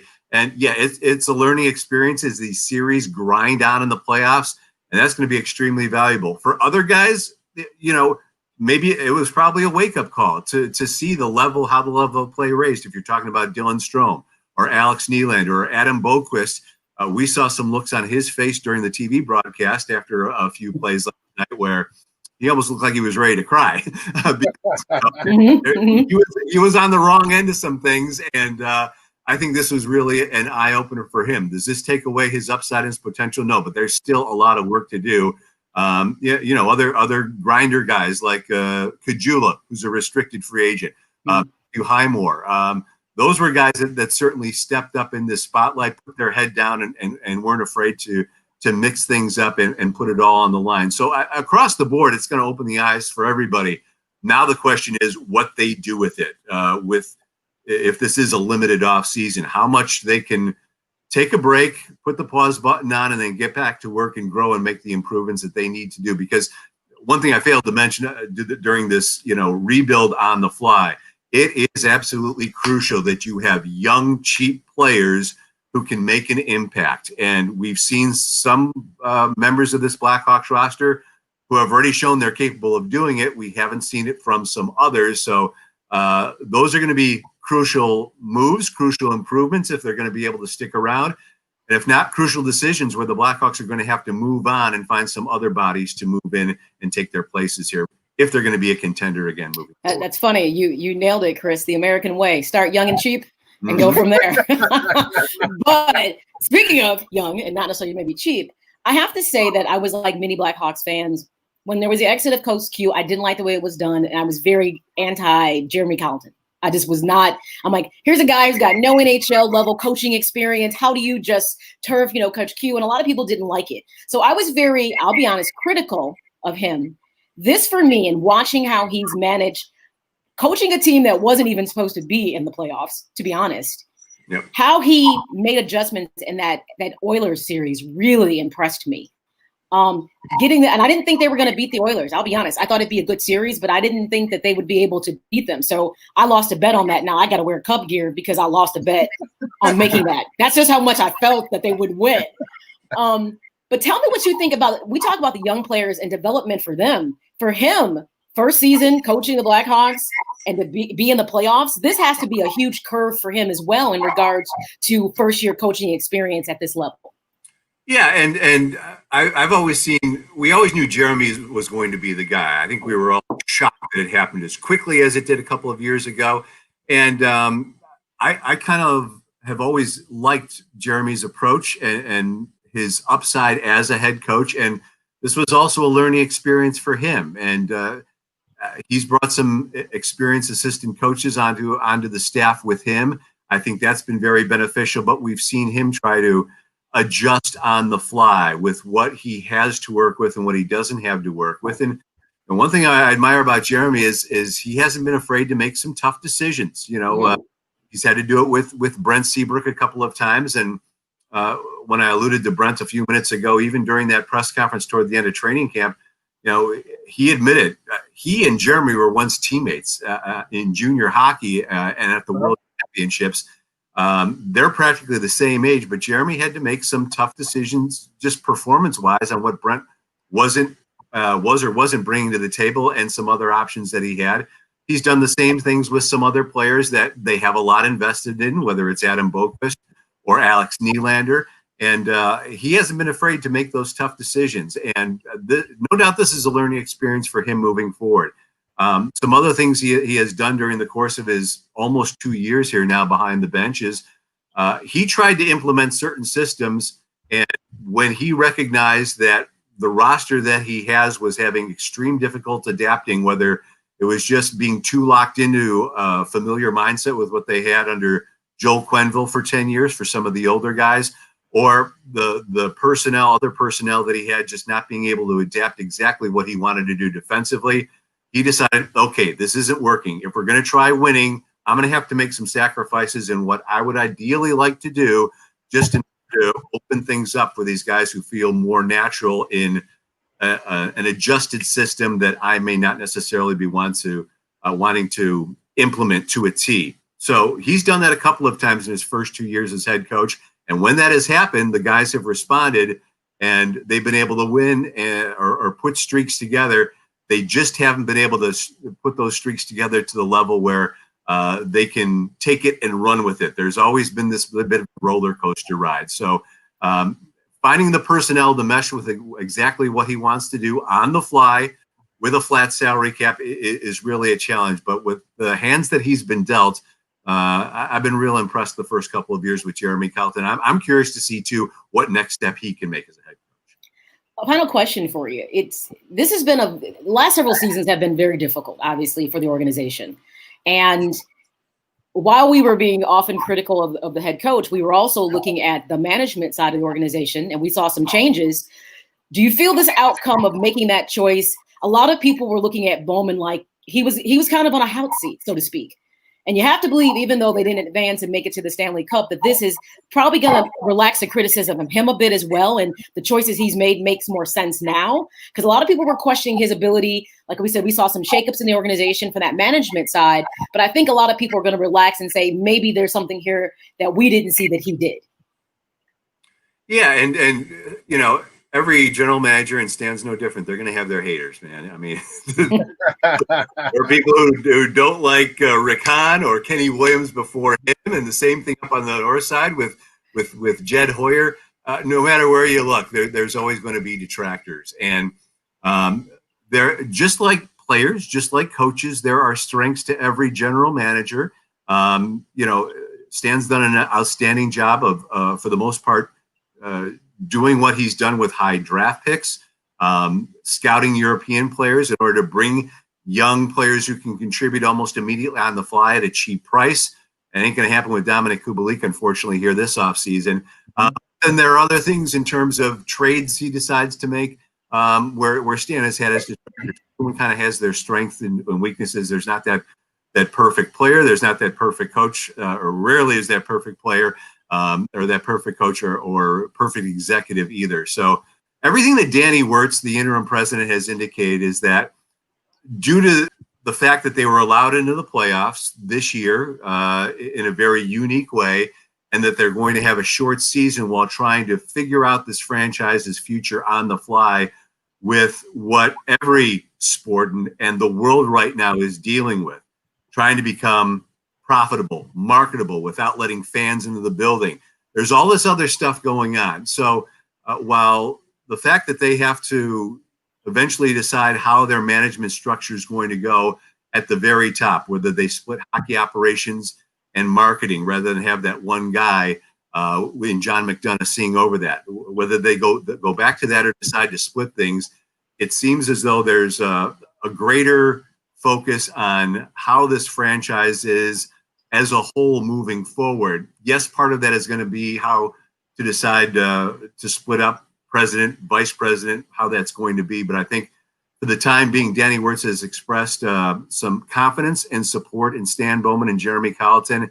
It certainly appears as those are going to be the guys moving forward until they find or determine what their management structure is in place. But now that the playoffs are over, I think they'll look more closely at that, but they're also trying to figure out how the franchise, like every sports franchise, is going to handle moving forward in these very unusual times where we probably, aren't going to see fans in the stands in an enclosed building or enclosed environment for quite some time. And the way next season is looking, if everything goes according to plan here, they're going to start training. There's going to be a Stanley Cup awarded in the first week of October. There's going to be an off season that lasts probably a month or 5 weeks. And they're going to try and get back to training camp in mid-November and try and start the regular season December 1st. Wow. Whether it's under the kind of season that we've known in the past with empty buildings remains to be seen. Whether they try to adjust and go into bubble environment, depending on how this pandemic treats us all and we treat the pandemic too, is going to be interesting. But the clock right now is really fast forwarded. So I'm not sure if they'll be able to make this big personnel decision at the top of the organization during this short off season. And I think that plays into the fact that we'll see Stan and Jeremy in place moving forward, at least for the time being, until they're able to hire somebody who may or may not have his own mind about how the general manager and head coaching status looks for everybody. Gotcha. Okay. Guys, he's Chris Bowden. He does a pre and post on Hawks Radio flagship, WGN Radio. Hey, Chris, great stuff. Glad to have you on, buddy. We really, really appreciate it. Let everyone know where they can find you on Twitter. Yep, it's at Bowden Tweets, and it's going to be a short, busy off season. Hopefully, if everything goes well, and it's been fun being able to get back and do some games here, and fun to be on with you guys once again as well. I appreciate it. Yes, good stuff. Oh, our pleasure, Chris. Thanks a lot, buddy. We'll talk soon. All right, thank you. All right. Bye-bye. Guys, that was Chris Bowden from WGN Radio who does the pre and post Hawks game show, and that's man, it's tough. You know what? One of the things I was really happy with was that experience, because now you get it. Now you get it, because you didn't lose to a number 5 seed. Nope. Okay, and a kind of a good team. You didn't lose to a 3 or 2. You lost to the top team in the West, and they showed you what level you need to be at to compete with them. So now there's no misunderstanding from anybody. Whoever's in here, from Kirby Doc, from Kubalik if he's back, from Dylan Strome if he's back, from DeBrincat. Okay, there's no misconstruing what needs to be, what level you need to get your play at to compete against the best in the Western Conference to get to the Stanley Cup. And to me, that was awesome. And I didn't think they were going to win. I was shocked that they won one game, but I know, really. I wanted that. Yeah, I felt they had a game there. I was hoping. I didn't think they would. I felt like I felt like it was that one game after how they played Edmonton. Seriously, they corrected a lot of things that were issues. Like you said, the learning curve for this is huge for them, because they learned, okay, stop putting ourselves in the power play position. It's not advantageous against these kind of teams. They fixed that. They were skating better. They were skating faster. And people always say, why do you say that? I'm like, if you pay attention to hockey, there are skating styles. And you'll see how certain teams, the speed is different on different teams. I said, if nothing else, from a youth standpoint, I think they tapped into that quickly. Like, hey, this should be our thing. We should be better at. You know what I mean? But here's the thing that we don't. This team doesn't have that Stanley Cup teams had. They don't have grit. They don't have true grit. I hate to say that, and they got to find that. They're young though, so I hope they'll hear people say, not that we're saying you're soft, but you're soft. Right. They need to go get that. You want your Johnny Oduas. You want your Shaws. Your Johnsons, your Shaws. Yeah. You want those players because they were like, you want to get in the corner? Let's go get in the corner. You know what I mean? Yeah. They didn't have that. And that, to me, you add a little bit more of that into the mix, and that they could have won that game last night. They were right there. You know how they lost it? The power play. They went out. Yes. They went out of power. The only power play that Vegas had. Yeah.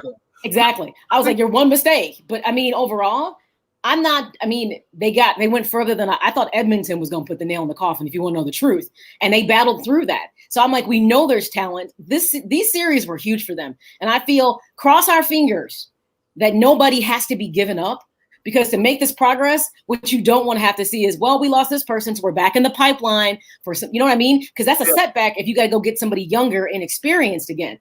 So yes, Brent Seabrook, I didn't even realize you weren't in Edmonton. Didn't miss you. And I'm pretty sure they noticed that as well. So if you can find a way to deal, right. He should, you know what? Honestly, he should give some money back. He should feel guilty. The best thing. That's funny. I would love that to happen. But I really suck. Here's some money back. I'm sorry. The best thing that would be for the Hawks is if Brent Seabrook is back and he is playing at at least a suitable level. But I mean, that's far, because at least you're getting money. You're getting a return on your investment. Exactly. Okay. Well, if he's gonna stay, then he's got to play. There's no doubt about it. The question is he gonna play at the level that he says? Okay, we can look at it this way. He's trying to say that he wasn't playing at a high level because of the injuries that needed to be addressed. Mm-hmm. So he's saying he feels like coming back after this season, he's going to be at that high level. Now think about the turnaround time that Chris Bowden just talked about. Like, they're going to be doing hockey like literally in months from now. Yeah, they're trying to get back to their regular season, so to speak. So he's like only a couple weeks off training camps. Remember, he's done. He didn't. So he's got extra time. That's what I'm saying. Yeah, that's what I'm saying. So he didn't play. So I'm saying he should be healthy because they're trying to stay on a regular season schedule where they start. So he had all this time off to heal. So if he comes off playing soft like he's been playing, that's an issue. It's an expensive issue, actually. I thought the $6 million cap issue. Yeah, I thought the Hawks had one. They were in the majority of the games. I think what was it, game 2 or so? I didn't feel like they were in one of the first 2 games. But I felt like they were in every single game. You know, the thing about it though is that she's frozen. Well, they had so many times where they ended up giving up stupid penalties. They had 14 straight penalty kills, but you don't want 14. You don't want 14 penalties. You have to kill off 14 penalties, regardless of how many you kill off. You don't want that many penalties. So, like for me, it's like, man, they had their opportunities. They hit so many posts. They had so many pipes. They didn't finish. So, like to me, that's showing the youth. That's showing that you still don't know how to close as a team. Like you're still trying to find that, regardless of you having the core that won 3 Stanley Cups or not. Your other guys needed to find out for themselves how to finish. Well, if nothing else, that's one of the things on the table. Did they learn how to finish and how to not shoot themselves in the foot? I mean, to me, a lot came from these 2 series that, again, should make them better for next year as long as they don't end up having to give up any players because of salary cap issues. But hey, all right, guys, that's our Blackhawks talk. We won't be doing that for a while, maybe. Maybe well, we might get some chat in if they make some trades or whatever the case may be. We'll obviously have some talk in there, but not the way we wanted to end it. But it is what it is. I'll still be watching hockey. Anyways, but we're gonna take a quick break. You're tuned in to Shawn and Maya in the morning. I have no idea what we're talking next. It's not baseball, but Shawn had to go have one of his moments in his head. So we're talking next. All right, guys, sit tight. We'll be right back.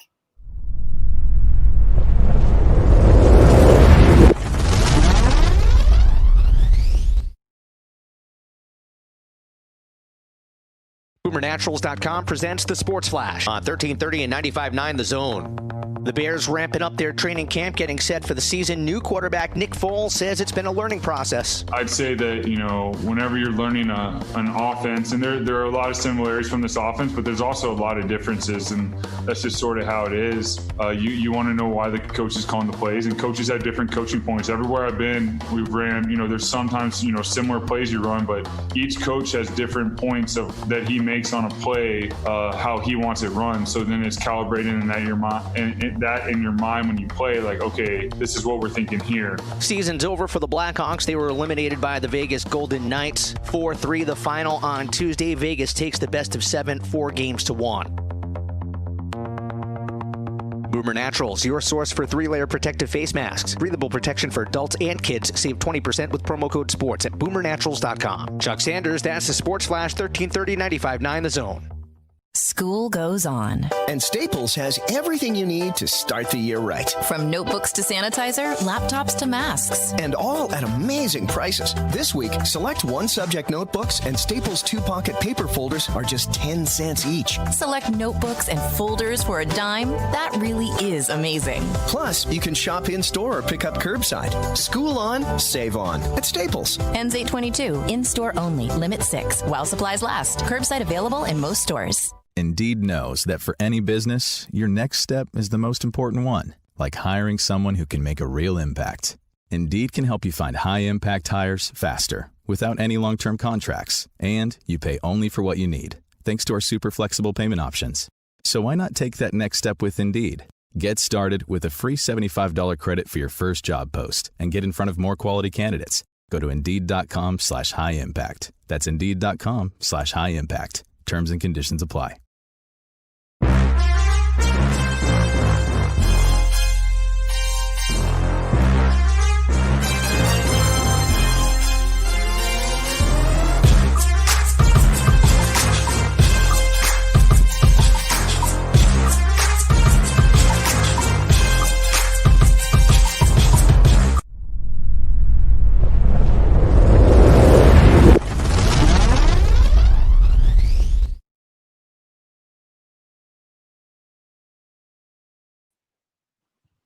welcome back to Shawn and Maya in the morning on SportsZone Chicago. What are you doing, Maya? What are you looking over? Whenever we do like that logo, for some reason I'm always like looking at it. I don't know, it's weird. Like the pieces. I'm like, it's weird. I get like really drawn into it for some bizarre reason. Whatever. I just do. So I'll be like looking at it. It's a cool animation. What does it look like from this angle? Well, what about over here? No. Guys, we just got off the phone with Chris Bowden. who does the pre and post game for the Hawks on their flagship station, WGN Radio. And hockey's gonna be moving forward. I think we're in a decent position. I don't want to say great position, but decent position. I say within the next 2 years, with Docs and whoever else they can keep, their experience will be huge. It'd be pivotal for this team. So we'll see how it plays out. But we're going to switch gears a little bit, and we're going to talk a little Bears football, and I love it. I love it. So the Bears have been at practice up in Hallis Hall, and let me tell you, there's been a lot of a lot of different things here. People talk about Mitch, and they say, "Oh, Mitch is a new guy. He's this, he's that, he's this." There's a lot of compliments coming from teammates, from coaches, and okay, great. What do you want him to say? Oh yeah, Mitch looks like he's horrible. I mean, you know what I mean? I'm anxious to see how well he does. Okay, he's got competition now. I think he's got the lead. I think he's definitely got a 1 foot in the door as a starter just because of COVID. So due to lack of accessibility to the facility that Foles had, to OTAs, to his teammates. When Mitch was practicing with him, I think he's got it, but I do think he's got a short leash. I know Matt Nagy's not very patient, and especially now that you've been in the league, you've been in this system for 2 years, or going on your third year, and if you can't get it now, I got a guy who can do it, and I just don't think he has a long leash at all. I'd say, man, maybe 2 games, or I said 1, but maybe 2 or 3. But if he doesn't show that he can win games, then they're going to pull him out, and Foles will take over from that at that point. I mean, to me, it's just chatter coming out of Hallis Hall. They're saying all the things that you would expect for them to say, which tells me that they don't. Here's what's interesting. I always read between the lines, women reading between the lines. It's interesting, because the fact that they're talking about Mitch tells me that they question it.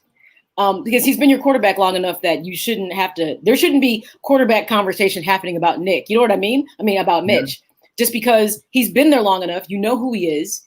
Yes, there's still some development pieces, but that was the case. And like you said, Nagy's impatient. So all of he's not a new guy. No, he's the same guy he was before. You just hope he's made some improvements or his development has taken step forwards. That's it. Maybe you should be saying, this is the guy that we signed. It took some time to get the development there. But because we're still talking about this, tells me there's not great faith that he's going to be the guy. And like you said, because of the circumstances of COVID-19, he's the starter. He didn't lose his job just because they're going to go with what you know. You know what I mean? You hear Nick, if you've been listening to the updates, you hear Nick Foles, in his interview saying that, learning the system and all this kind of stuff. You already know this. Nick, you don't have to sugarcoat it. Just go do you. That's it. So for me, it just comes down to this. There is a short leash.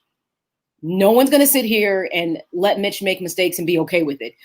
There's no reason to. They went and got somebody they know that can execute with what they have. So there won't be if the line isn't exactly what they need the line to be, you know what I mean?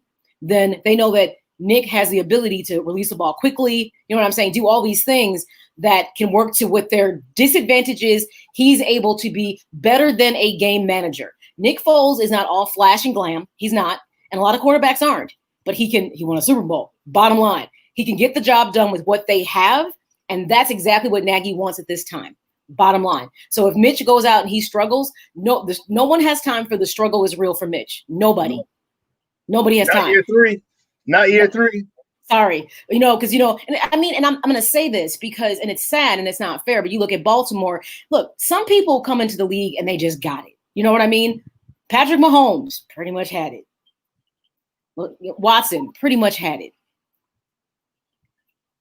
Some people just have it. You know what I mean? And they don't need 3 or 4 seasons to matriculate up to the level to play higher. They just come in the door with a skill set along with the mentality. You know what I mean? Part of Mitch's issue to me is maybe if he just was a little bit more cocky and confident, he might play better. But there's times he looks like a deer in the headlights. I'll be like, oh, he's getting nervous because you look in his eyes and you can tell. And I'm like, that's not a good look for him. He's not confident. And that to me is part of his issue is his confidence. The whole issue is this is the thing, and I've mentioned it to Shawn multiple times. Mitch Trubisky should have never been taken number 2 overall. If Mitch Trubisky was taken in the 3rd round, the 2nd round, anything, if he was taken later, and then all of a sudden 4 years down the line his development came along and he was successful, people would be talking about Mitch Trubisky differently. But since it wasn't Deshaun Watson like it should have always been, this is where we're at, and this is the expectations. That's just it. Like why people are so critical on him, why the mistakes are so glaring, because you're the number 2 overall draft pick. I would agree. You know what, Ivan? I would say you nailed it with that analysis. If he's taken lower in the draft, there's less criticism. But because 2 better quarterbacks who are performing and winning that makes him look bad. So you're right. His criticism, unfortunately for Mitch, is partially you should have been drafted where you were because you were not a high draft quarterback. I think that's a legitimate point to make, that you're always going to be criticized because of when you get drafted high, it comes with expectations. Yes, but you're supposed to be the best. Here's the problem and the Bears they need to take the majority of the blame. Okay, here's why. Patrick Mahomes was able to sit for a year and sit behind someone who ran that offense efficiently, effectively. Okay, Lamar Jackson. You talked about him over in Baltimore. But what did they do? They went back to Louisville. Talked to their offensive coordinator at Louisville and said, what made him so good? Let us implement. We want to implement the things that he's comfortable with. So when he's here at the NFL this season, there's not a lot of difference from what he ran last year, which got him the Heisman Trophy or got him to a first-round draft pick, to this year. We're gonna do things comfortable. The offense changed around him. They molded their offense. They built their offense around Lamar Jackson. So when you don't take care of your quarterback, this is what happens. You didn't go back to North Carolina and see what they did. They didn't. You didn't put someone else in front of him that he could learn from. You had your boy, Mike Glennon, who couldn't quarterback himself out of a paper bag. They didn't do all these things for him. Then you get a guy like Nagy who tells him don't run directly or indirectly. His second season, because it could have been as simple as real quarterbacks win from the pocket. Okay, so now you're taking away one of his weapons, and when you take one away, his one weapon out of his arsenal is a very good weapon. Yeah, well, of course he's going to struggle because now you're not letting him play. You're trying to form him and make him into a quarterback. Let him get that confidence. When you talked about him not having confidence, you're damn right he doesn't have confidence. Because Matt Nagy didn't let him run, didn't let him go run and get a first down. Honestly, when you got a young quarterback, do you care if you're a Bears fan right now? Do you care if he throws for a first down, or if he runs for the first down, or if he just moves the chains? But you gotta see, the Bears are just typically the Bears. This is part of the issue.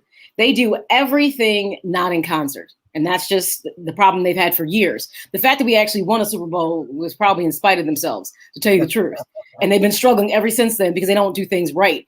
It's getting back to a culture of winning, just like the White Sox had to get back to a culture of winning from top to bottom. So here's what they did. So they try to fix, they see an issue and they try to fix it. So it was like they've had awful coaches. Lovey was okay. Not my guy, but he was better. He's one of the better ones they had. If we go through the list of Juan stats and just whoever, the list is so long. They got him to the Super Bowl, right? No, you may not like Love. Well, I'll see how that went. Grossman, oh Jesus. Okay, don't. Oh, okay. But you see, that's just I feel traumatized all of a sudden. That whole thing is trauma. But the problem is, they finally said, let's go get a real head coach. So they go get John Fox, and I feel bad for John Fox. His legacy has been pretty good other places, and he came to this juke joint, and it was like. I don't know. I feel like John Fox was just a name. I feel like they went. Well, no. But he legitimately, Ivan. His track record was good. He was respectable. He was a legitimate head coach. Was he necessarily the right fit? No. Yeah, right. No, he wasn't. Super Bowl appearances with each. But look at those with the Panthers.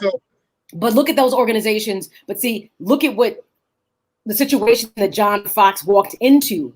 With those organizations. Remember, you're only as good as what you have on the field. So he came here with a less than, let's say, great team, so to speak. He came to a team that was in transition. And that's part of the problem. Opposed to when he was in Denver and those with Carolina, those were different situations. So you must look at the totality of all of this. So, okay, that didn't work out. Even I think you could look at John Fox. He was like, this is a bunch of and he was okay to go. He was okay to go. But in the meantime, remember, John Fox is not necessarily a quarterback guy. So you go and get Mitch under John Fox's watch, and that's he takes what you give him and he cooks with it.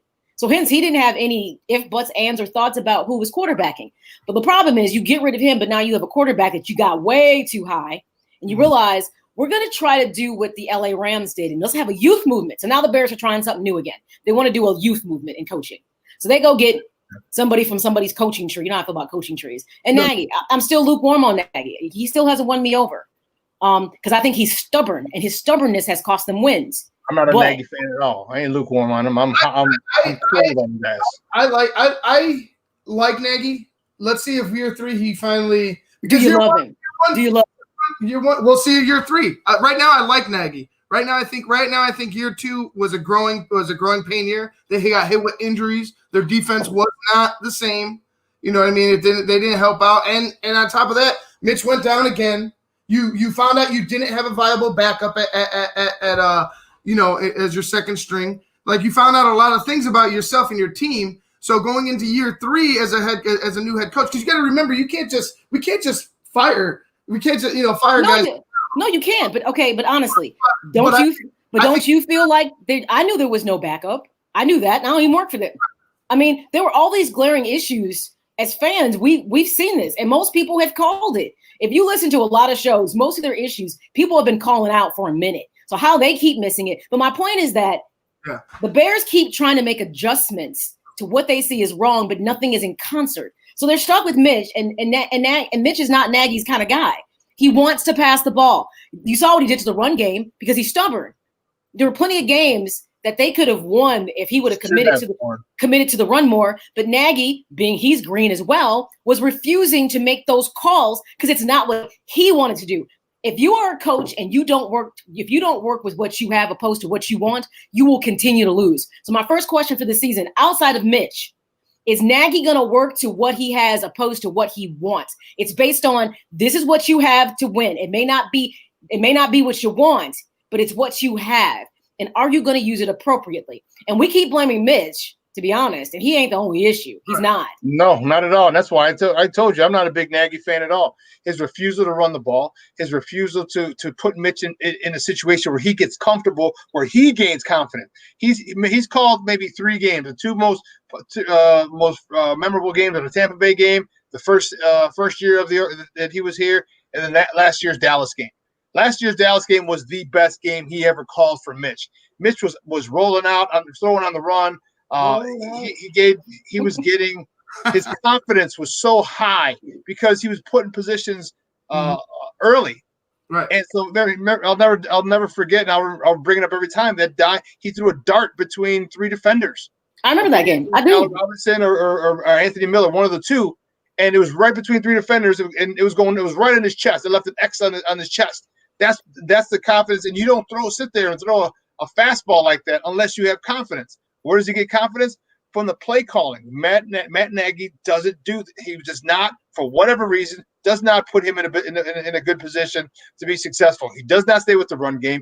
He doesn't. There's just so many things that bug me about Nagy that I just don't see him. His stubbornness, okay, is gonna be the end of him. His stubbornness. There was no personnel to run the football. That was the whole problem. So that falls on the GM and the coach for not realizing, hey, maybe we should add a fullback or maybe we should add another running back just so you have some type of rotation to, you know what I mean, to just continue the onslaught. You have to run the football. But another thing is that they didn't have the personnel to run the short passing game, which is huge in Nagy's system. They didn't have the tight end. They didn't have – their running backs barely touched the ball because coming out of the backfield because Mitch was under duress, first and foremost. Mitch made either a bad decision, made a bad adjustment at the line.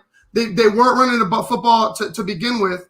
And then, you got this plethora of things that snowball, and you're screwed. Like that's basically it. They didn't have the right tools to give him that opportunity. For me, I don't want to keep running Mitch because see what happens every time he runs. It's happened twice with the Vikings, ironically, that he hurts his shoulder. And I could see them protecting him because it's like for Ryan Pace, that's all he has left. That's all he has left to hold on. If it is for Mitch to, for some reason in year 4, find this uber success out of nowhere. That's the best Ryan Pace could bet for because he blew it taking Mitch number 2 overall. But so you expect Mitch to come and blossom and metamorphosize from a caterpillar to a butterfly? Well, then you know what? If you don't, then you need to do what he does best. Okay, right. Until he can do what you want. Right. That's what Matt Nagy didn't do. Do what he does best. What makes him comfortable? What gives him confidence? And you keep running him. And you know what? Because if he gets hurt or whatever, it's up to the point. So give me your thing. So give me if Mr. Trubisky goes and gets hurt or Mr. Trubisky doesn't play, then you're screwed. Because like I said, Chase Daniels but he's still out. He's still out. So let him do him. Put him in that situation. If he gets hurt, the football's a collision sport. You're going to get hurt. People are going to get hurt. It happens. Crazy idea. But you know what? Let him do what he does best. And as he gets confidence, then you add more things because he's not confident enough to learn that or to do other things because he's not allowed to do what he does best. When you're just trying to make him do something that he's not comfortable with, you can't just like this. He doesn't have 40 starts in college. He doesn't. He has 1 year, 13 starts. Okay? You may ask that of a quarterback who has more starts, who has more experience in big games. You may be able to ask quarterbacks of that, but not a guy with 13 starts. And not to mention, he had to win the job. It wasn't even like he was this is our heir apparent. He had to win that job in North Carolina. So, I mean, it's just – but here's the thing. I'm done talking college because now you've been in the pros for 3 years. So even though under John Fox, I would never say that he got the type of tutelage or guidance that he needed to be a good quarterback.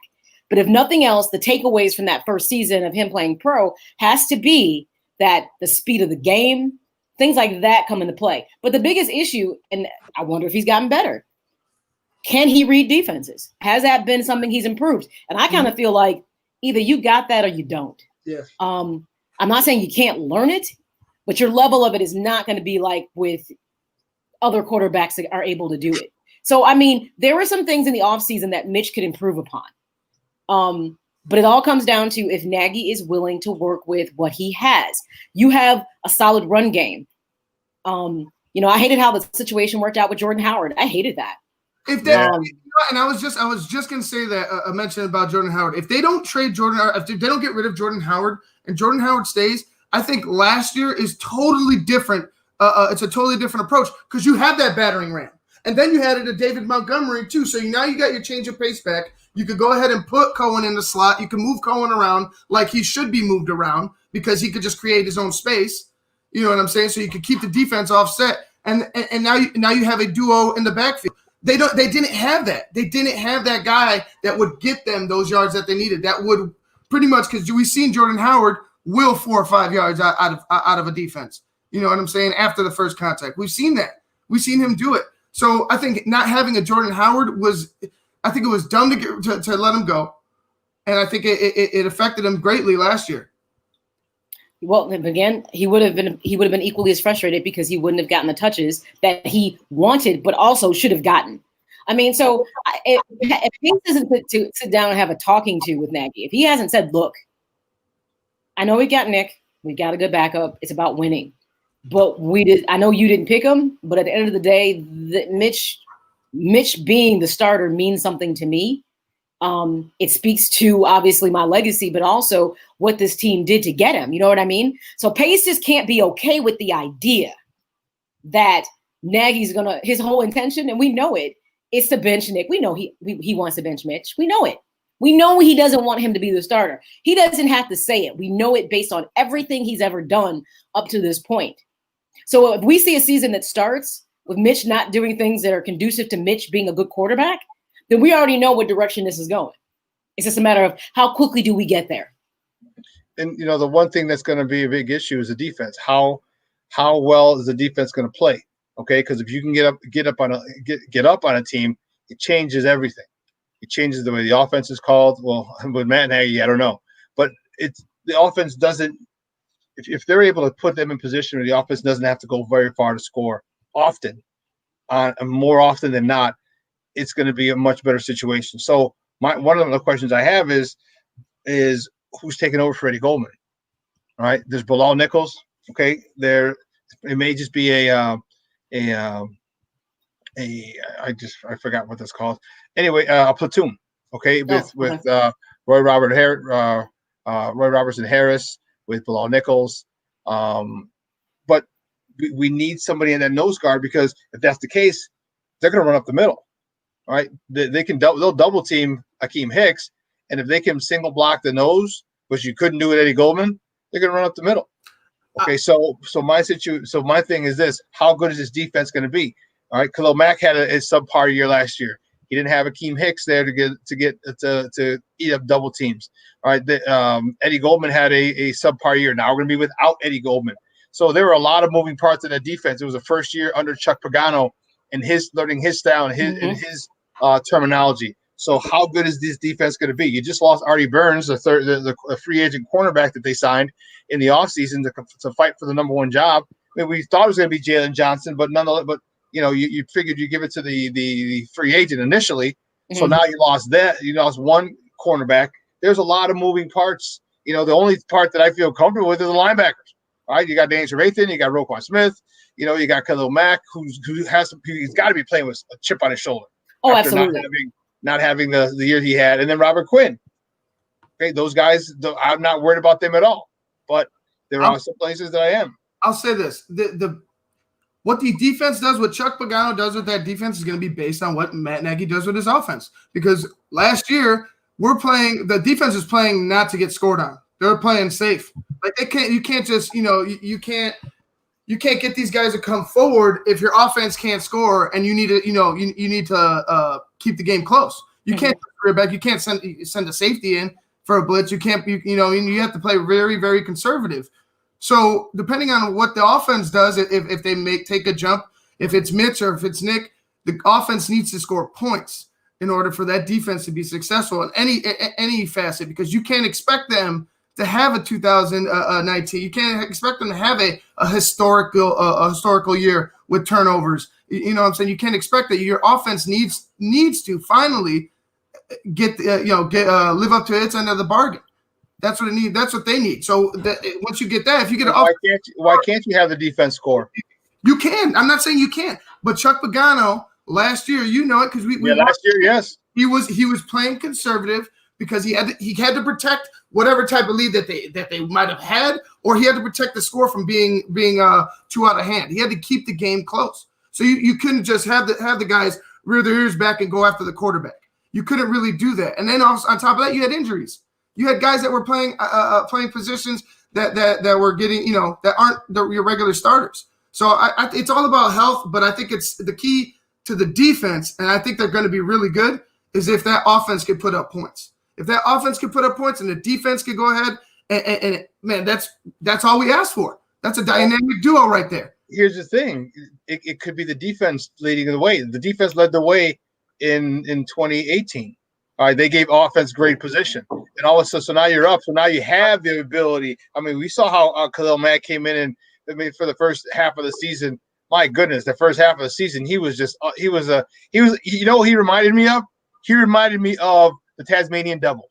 Mm-hmm. The cartoon. I mean, he just was there was nothing that you could do, just double, triple, quadruple, single team him, and you still couldn't stop that joker. But here's the problem. Here's a thought about the Bears.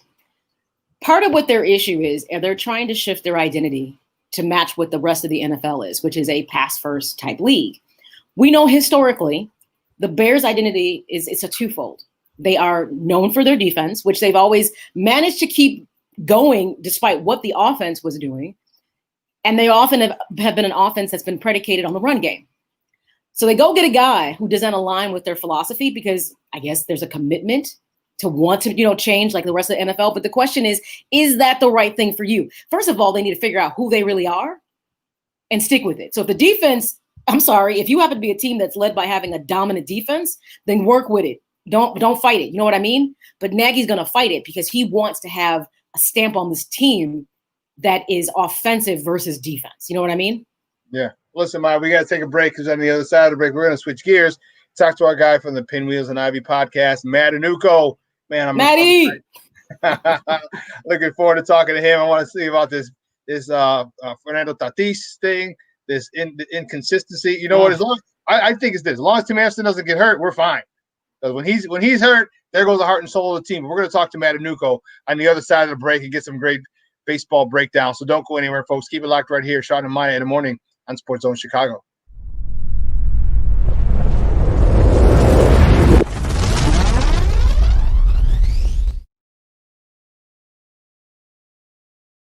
BoomerNaturals.com presents the Sports Flash on 1330 and 95.9 The Zone. The Bears ramping up their training camp, getting set for the season. New quarterback Nick Foles says it's been a learning process. I'd say that, whenever you're learning an offense, and there are a lot of similarities from this offense, but there's also a lot of differences, and that's just sort of how it is. You want to know why the coach is calling the plays, and coaches have different coaching points. Everywhere I've been, we've ran, there's sometimes, similar plays you run, but each coach has different points that he makes on a play, how he wants it run. So then it's calibrating in that in your mind when you play, like, okay, this is what we're thinking here. Season's over for the Blackhawks. They were eliminated by the Vegas Golden Knights. 4-3 the final on Tuesday. Vegas takes the best of 7, 4-1. Boomer Naturals, your source for 3-layer protective face masks. Breathable protection for adults and kids. Save 20% with promo code SPORTS at boomernaturals.com. Chuck Sanders, that's the Sports Flash, 1330 95.9 The Zone.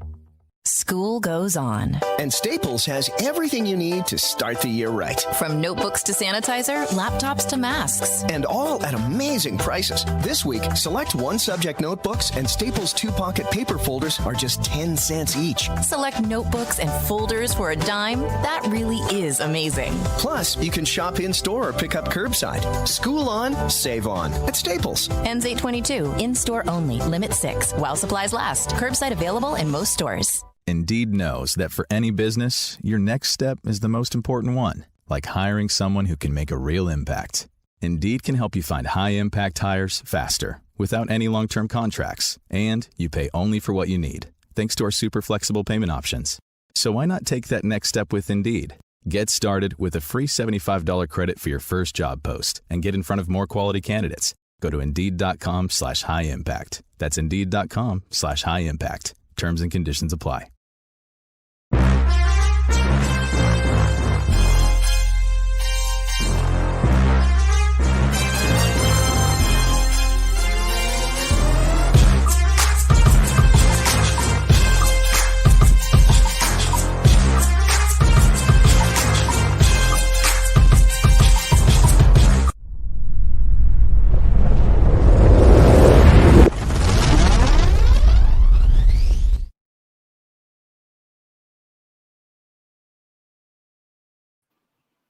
Welcome back to Shawn and Maya in the morning on SportsZone Chicago on this Hump Day, and it's Wu-Tang Wednesday, baby. That's what I'm talking about.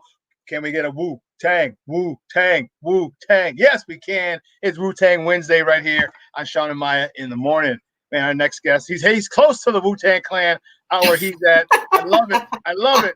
And wearing a White Sox hat. Man, he's a good friend of the program. We missed him. We missed you, Papa. He's on one of the co-hosts of the Pinwheels and Ivy podcast. You can find him on Twitter at Matt_Anuko. Guys, welcome back. Man, just like the prodigal son, he's returned.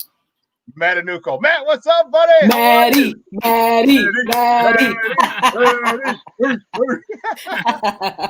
I love it. The longer I don't join as a guest, the better the re-entrance is.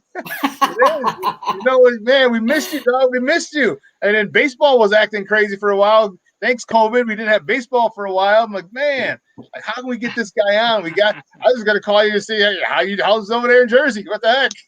Yeah, just check in, right? Right. Literally. Hey, so how you doing over there, man? Good to see you. Yeah, good to see you. You guys too, hanging in there. Hardly getting to watch any baseball because 2020 and COVID and all that, but fighting through it. So let's talk about the good guys from the South Side. I haven't even left over there. Because we can see who's backstage. I haven't left. I think he went to go get something to eat. Because I got three stock people. Oh, here he is. Now he's back. Now he's back. But talk to us about our boys, man. You know, there's been a couple of different things that I was a little. Well, first of all, let's talk about this whole Fernando Tatis thing. All right, Fernando Tatis. In case you guys didn't know, Fernando Tatis was up. He's with the San Diego Padres. You know, I forgot what team it was. Who traded him? Oh yeah, that was us. Yeah, for James Shields. Sorry, Maya. And and so they're up. He's with the Padres. They're up 7-0, if I'm not mistaken. He had 3-0 count. He missed the take sign. Okay, he swings and hits a grand slam. Well, the opposing manager, the Texas Ranger manager, was upset. His manager didn't have his back, and there's unwritten rules in baseball are being put to the forefront again. Now, give me your thoughts on it, because I want to hear you, especially because you had played baseball at a very high level. Give me your thoughts on what he did versus the unwritten rules versus 2020. There's so many perspectives out there.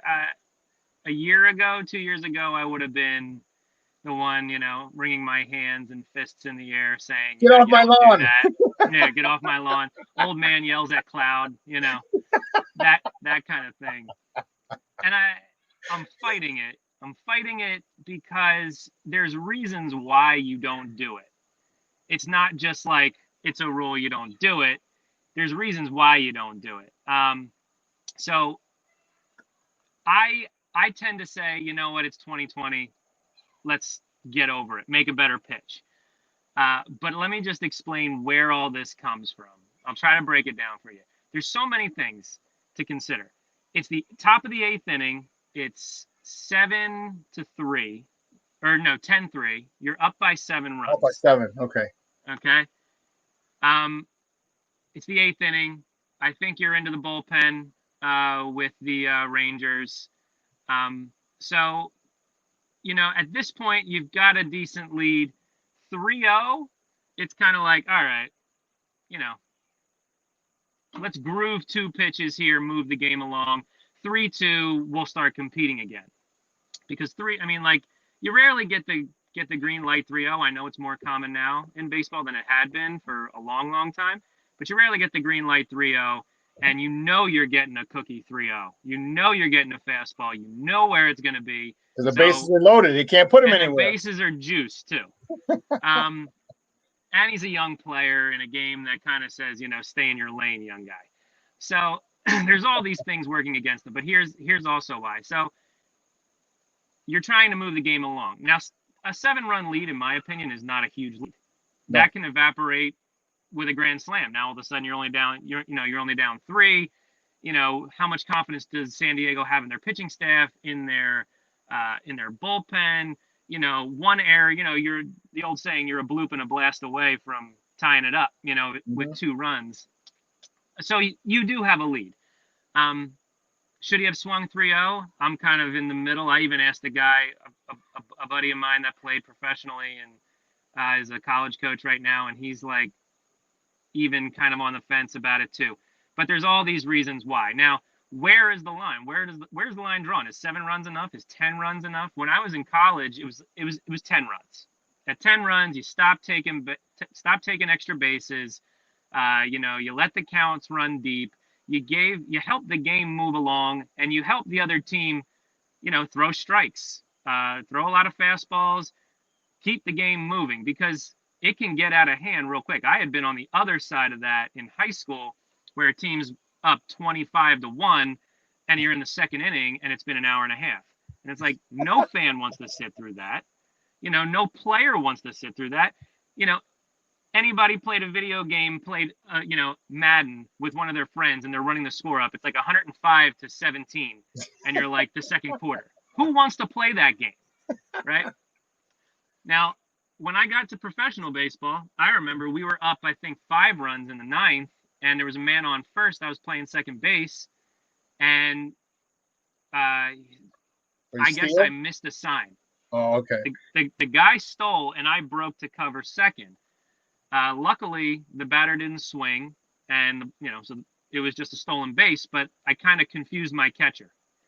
And the catcher kind of popped up ready to throw. When I got off the field, I forget how many outs there are. There may have been 2 outs. We were up by 4 runs. So, yeah, let that guy run around the bases as many times as he wants. Mm-hmm. But I got off the field, and we won the game, and we're shaking hands. And my manager gave me the sharpest, most stern look.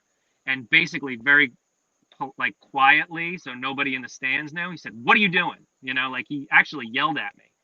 He's like, "We're up by 4 runs. What are you doing?"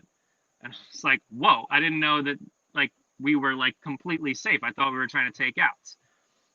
So where is the line? So you got these professional ball players, a guy like Tatis, you know, where's the line? They're moving from team to team. With some managers, it's 7 runs. It's unwritten. So, like, you don't know as a professional ball player that it's like, is it 5 runs at this club? Is it 7 runs with another? What's this manager want to do versus that manager?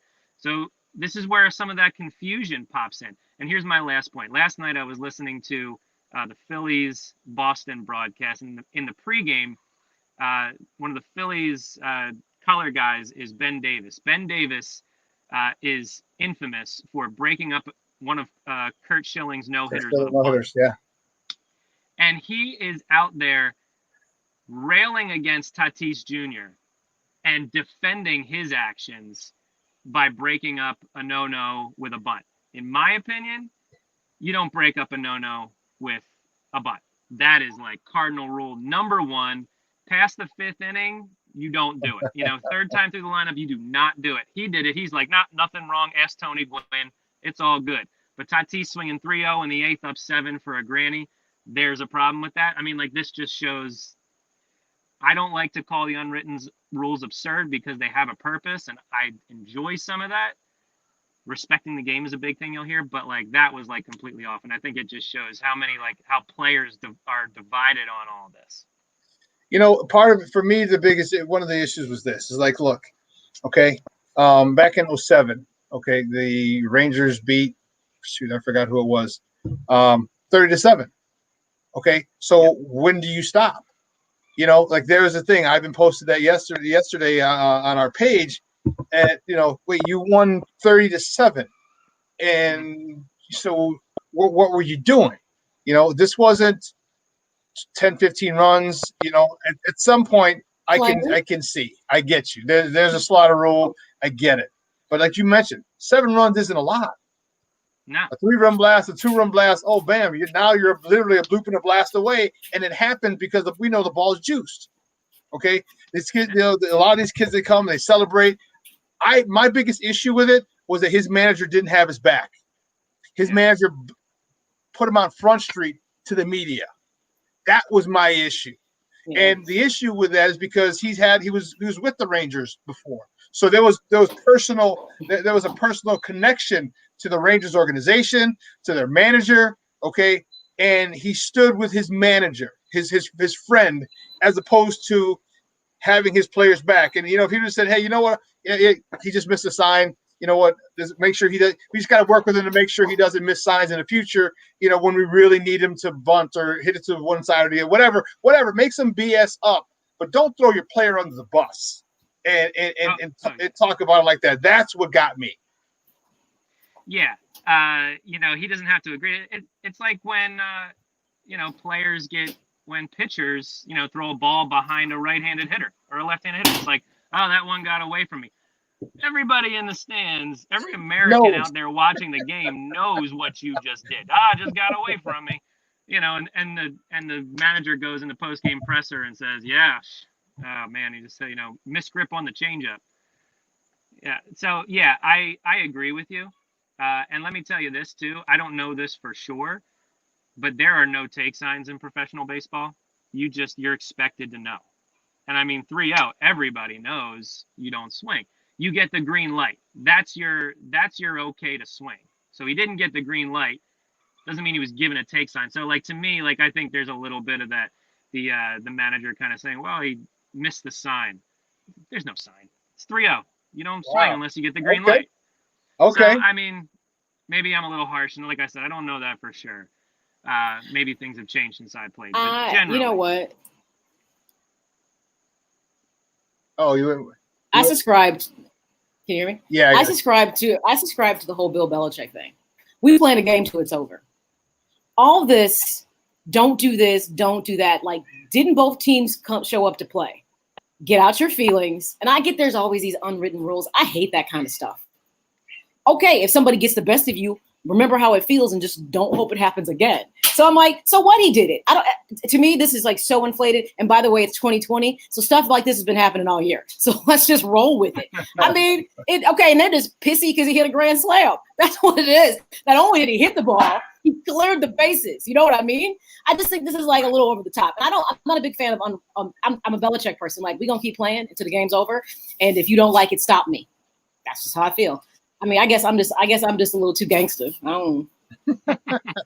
You fellas are too soft about it. I don't know, but I'm okay with it. I'm okay with what he did. I don't have a problem with it. There's a code of conduct. Come on, no. But again, for me, I'm okay with it too. These now you're talking about guys stop playing. I don't have a problem. If you're more again, there comes a sign. You're right. What is it? 7 runs and 10 runs? Okay, fine. I get it. If it's 15, if you're up 15 runs, then I get it. Like, okay, now it's excessive. Now the game's gone way over 3 hours. Okay, there are no fans in the stands, but watching on TV, like, all right, I got something else to do. The game started at 1 and it's 5. Okay, that's when you get position players pitching. Yes. And there's a whole sequence of events that in baseball, and I think it happens everywhere, but in baseball especially, like substitutes. Like in football, you can take your first line out. If the other team comes back, you can put your first line back in. Yeah. In baseball, you take your shortstop out, you take your second baseman out, you take your center fielder out. You can't put them back in. Right. So now, like there's all these things you do, like you put your subs in. Why is your first team still in? So now you put your subs in. It's the 6th inning. That team comes back. If you're doing that at 7 runs, I'm not comfortable with it. If it gets to 10. Now we're starting to change things up. If it gets to 15, now we're putting subs in. Definitely putting subs in if it's early in the game. But Maya, I do agree with you a little bit. Yeah, go up there left-handed. It happens. This is what we do. Like, a manager would come up to me and be like, "Hey, don't swing unless you get 2 strikes." Really? Yeah. I've seen teams go up left-handed. Now that's like extreme, and that in and of itself is like offensive to the other team. It's like, you just can't compete there. Yeah. But now you got to treat me like I'm special. Now you got to treat me like I'm special. You got to go up left-handed. Right.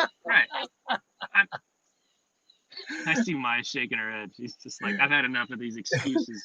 Well, listen, guys, we're joined by Matanugo from the Pinwheels and Ivy podcast, talking a little baseball right here on Shawn and Maya in the morning. So let's just talk about our boys, the good guys on the south side. Lewis Robert, he's starting to become a lightning rod. The guy is uber talented. There's no question about it. For a while, he had the second highest WAR in baseball. He's dropped now. He's like 1.2 or 1.5. 1.5, I think. But there's a whole bunch of people who are tied with. He's still one of the best players in baseball. Give me your thoughts on him, because one of the things that we talked about that we have the issue with him is his inability to focus at the plate sometimes. But he makes adjustments. We've said that. But his tendency to go and take balls away from other outfielders. He did that to Leori week and a half ago, and Leori had his glove up like, dude, I'm right here. You ran 60 yards and I took 2 steps, and and then the other day, 2 days ago, when he did it to Eloy, he called Eloy off, so Eloy just stopped, and the look on Eloy's face was priceless. Like there's already memes being made. It said, one meme had that look and it had Eloy and said my plans for 2020, and Lewis Robert, who was throwing the ball back with a smirk on his face saying 2020. Basically, he did what he wanted. I'm like, that's hilarious. But give me your thoughts on that, and how could that be a divide, or could that be something to keep an eye on, because you're really disrespecting your other teammates. That's the I think this even touches back on on the conversation we just finished. There's egos in all pro sports, and as much as Eloy, we worry about him, being a fish caught in that left field net sometimes, and is he going to tweak a knee, and all that is like just like stay out of my way kind of thing. Like put him on the line and say, you know, Lou Bob, you got everything from the line over. You know, Yes. Eloy wants to compete, and yeah, and he can catch. I mean, I think usually, but I think there's probably a period of time, and they should be getting to this where like you know where your zone is. Center fielder generally has command of the outfield. They can take anything they want, anywhere, anytime.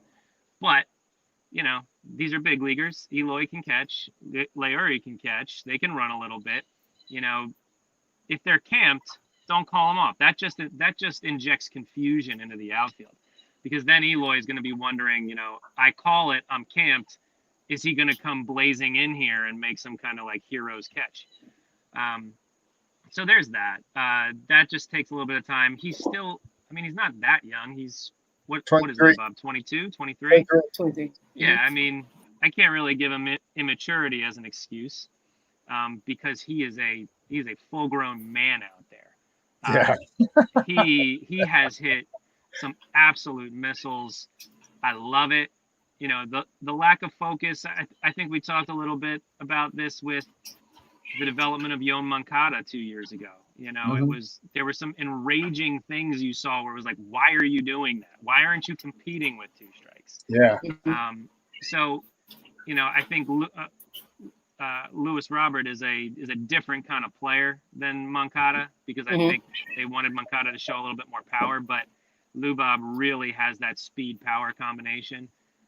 So there might be instances where they're doing weird things with him just because they're kind of like, we want you to either see more pitches or try to do something specific with a pitch, or go up looking for things that we don't understand because we don't have either the analytics, or they're doing something that just like baseball stupid, which is kind of like spring training when you see guys, you know, not swinging too low because they just want to see more pitches.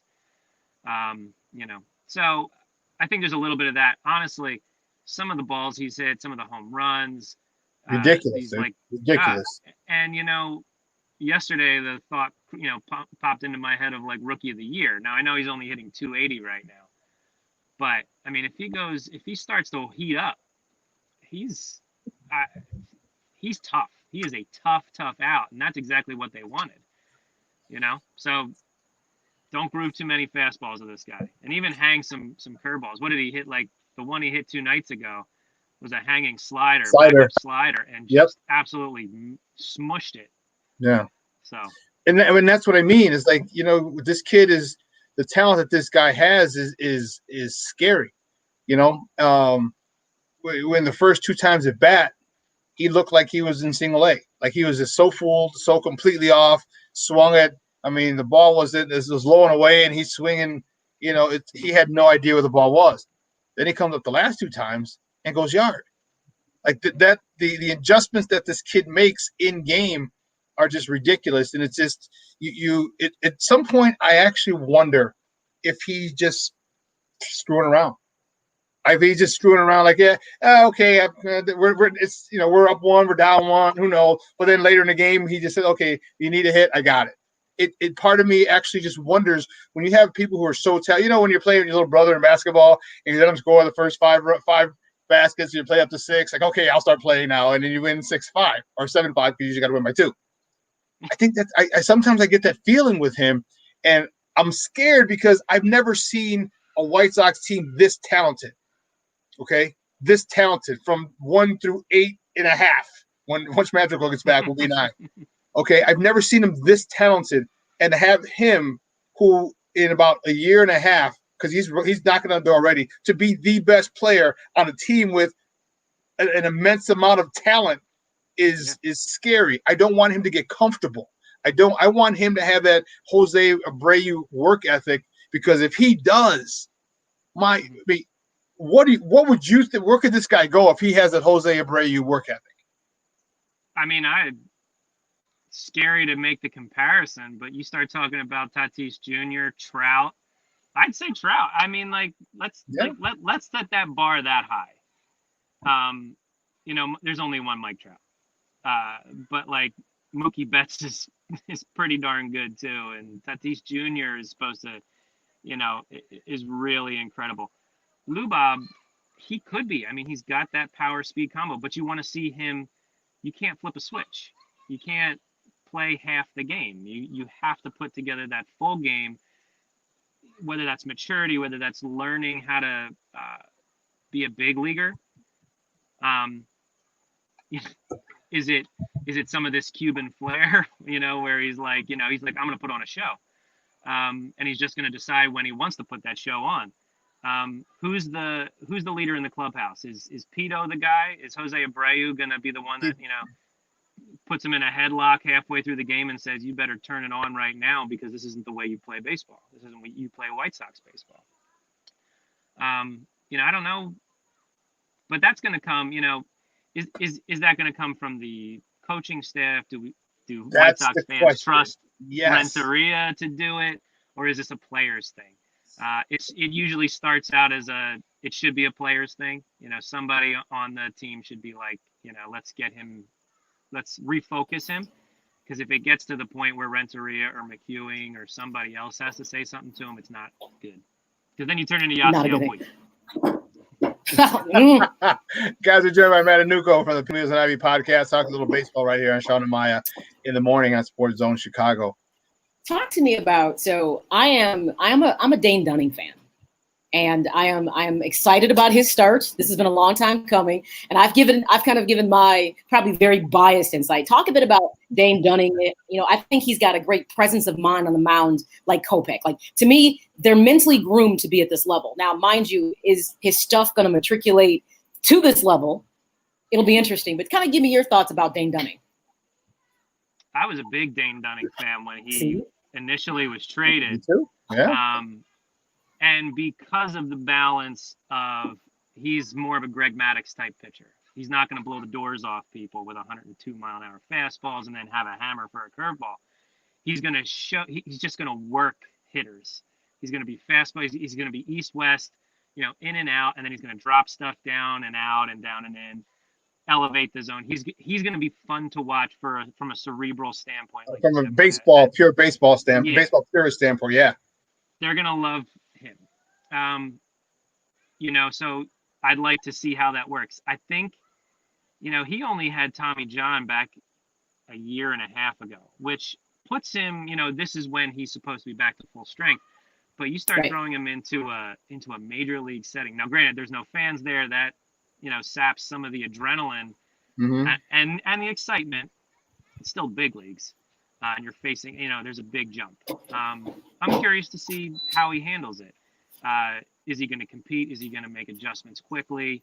Is he going to have that kind of pinpoint accuracy? And where, because it's hard to tell, because nobody knows what his spring regiment was like, what pitch count he was at. It's just like this vast unknown of like, oh, cool, Dane Dunning's here. Let's see what he does. And then he gets, I don't know, maybe he gives up 6 homers in 3 innings, and it's like, well, that sucked, So, well, I like it with Detroit. I like you're walking him out against a team that isn't going to overwhelm him by batters. So I think this was a good matchup to pick. If they would have try to put it in the Cubs series, that would have been an awful idea. But I think using this series to introduce him, I think, and he's had I watched one game where he had 1 or 2 innings, and that was it. And I didn't see him for a while, but I think good pick to use Detroit as kind of a team to kind of let him start to cut his teeth to be a starting pitcher and get more innings in, out the gates. I agree. And this is also a pretty cool spot tonight because Casey Mize is going to make his big league debut as well. He was the number 1 overall pick in, I think it was 16. Okay. But it's an interesting, and I totally agree with you. It's a safe-ish bet where it's like, okay, it's a reduced lineup with Detroit. Let's see what you can do. You're not going to get your doors blown off against like the Yankees or the Cubs. So. Yeah. You know what? I am good. I want to find out your thoughts on the power outage that we had. We had a 4-game losing streak, and that coincided with Tim Anderson being out. Tim Anderson comes back. Dallas Keuchel becomes the assistant hitting coach by calling everybody out and saying they're not focused. But I put a lot of it. I put some of it on Dallas Keuchel. I give him some of the credit, but I also put it back give a lot of credit to Tim Anderson, because when he's in lineup, he's the heart and soul of that team. There's no ifs, ands, or buts about it. That dude is just pure heart and soul, and you can see it by the way his attitude, his swag, his demeanor, his presence. Will we see any more of these things? Because it's only a 60-game season. As long as Tim Anderson doesn't get hurt, I mean, will he kind of be the guy to make sure that they don't fall into that thing? Because if they don't have another power outage, I put him in the playoffs, hands down. You know, I think back in the spring when I was on, we talked about this. This is a sprint. You cannot go in droughts. In a 60-game season, man, you have to win every game. Every game matters. You have to grind it out. Tim Anderson, man, I love that he is proving me wrong a lot. I love it. I love the way he's swinging the bat. He's really come into his own. Oh, Matt, I'm sorry to cut you off, but did you see what he did yesterday? He was moving around in the box. He was moving around in the box. The first is his second at bat. He hit the home run the first time. So the first pitch in the box, he's expecting a inside fastball. So that he's standing. All of a sudden, he takes it back. He backs up almost to the line.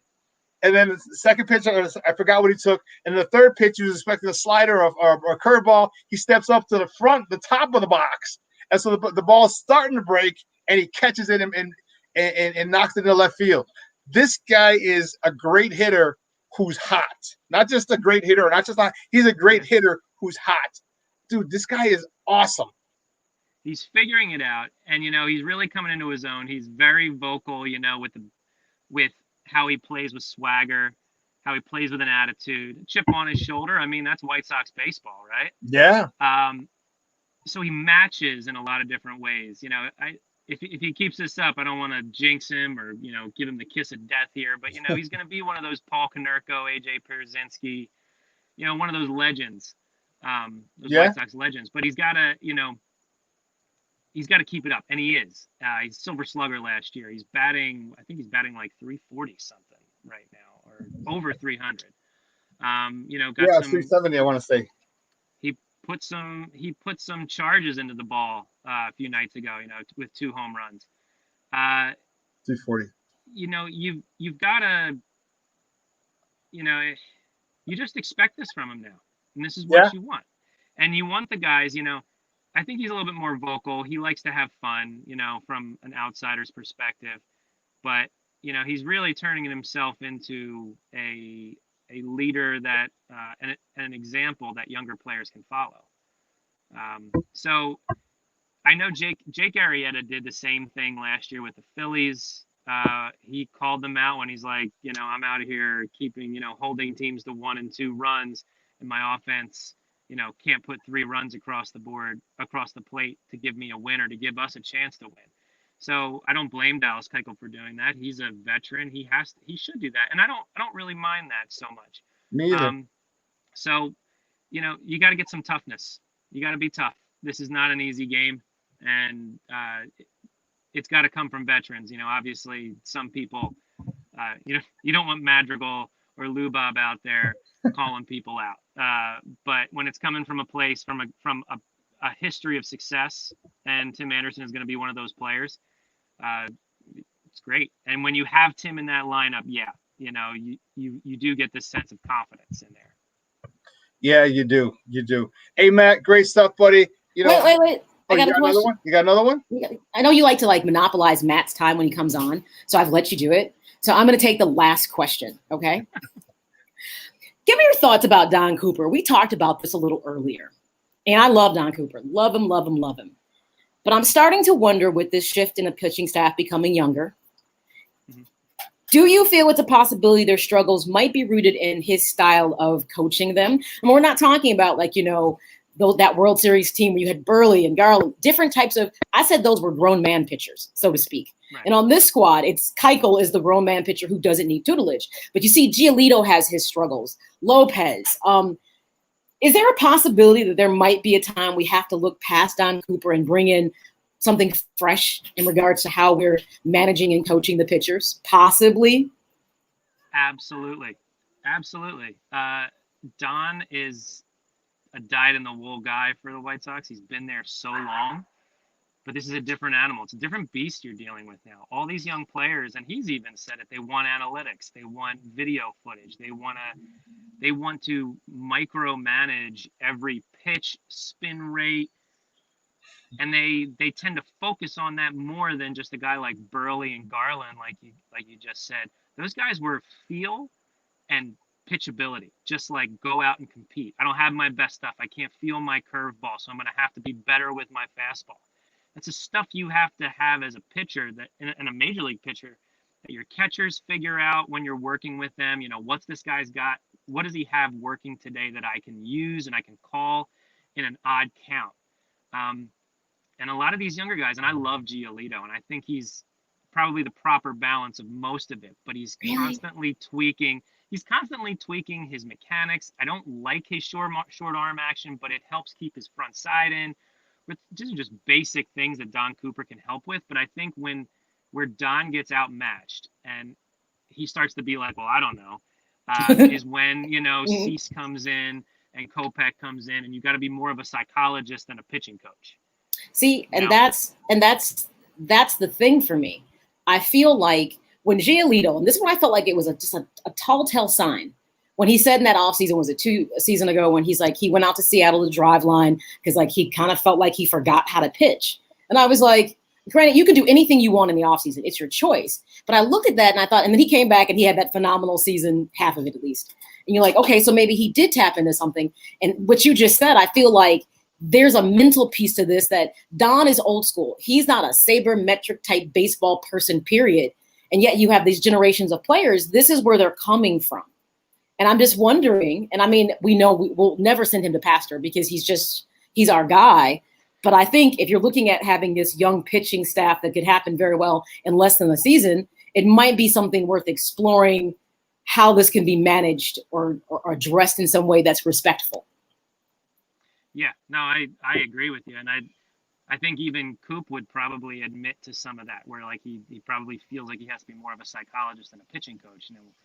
And to be honest with you, a lot of other teams have tried that. They've gone with younger pitching coaches. The Phillies did it recently, and it did not work out at all, where these guys are just constantly have their heads in an iPad, watching video in between innings, figuring out spin rate, working on grips. At some point, you just got to go out and pitch. Gotta play. Thank you. You got to play. Yes. And you have to be able to figure it out on the mound.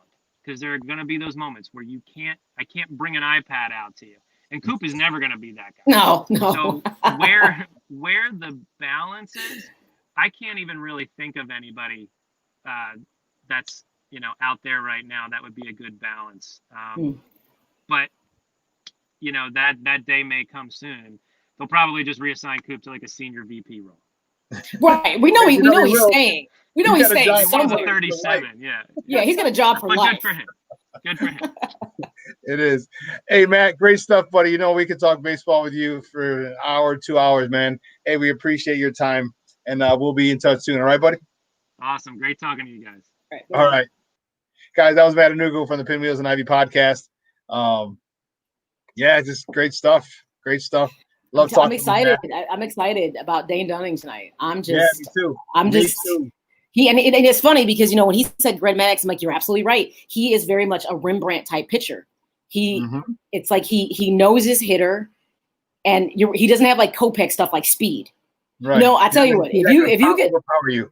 I'm gonna tell you something. If you could put Kopech and Dane Dunning in one person, you'd have the most amazing pitcher ever, because you'd have speed. You'd also have precision and accuracy. I'm not saying that Kopech doesn't have that, but with Dunning, it's entirely different. So if you haven't caught a game, check this one out tonight. It'll be interesting to see. Well, listen, we got to take a quick break. And on the other side of the break, we have more sports conversation. Some interesting news about one of the men who killed Michael Jordan's father. We'll talk about that on the other side. So don't go anywhere. Keep it locked right here. Shawn and Maya in the morning on SportsZone Chicago.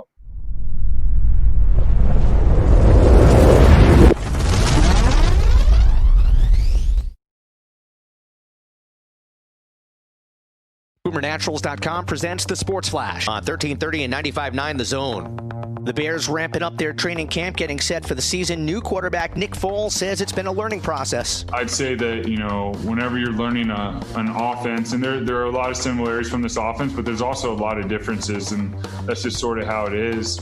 You want to know why the coach is calling the plays, and coaches have different coaching points. Everywhere I've been, we've ran, there's sometimes, similar plays you run, but each coach has different points that he makes on a play, how he wants it run. So then it's calibrating in your mind when you play, like, okay, this is what we're thinking here. Season's over for the Blackhawks. They were eliminated by the Vegas Golden Knights. 4-3 the final on Tuesday. Vegas takes the best of 7, 4-1. Boomer Naturals, your source for 3-layer protective face masks. Breathable protection for adults and kids. Save 20% with promo code SPORTS at boomernaturals.com. Chuck Sanders, that's the Sports Flash, 1330-95.9 The Zone.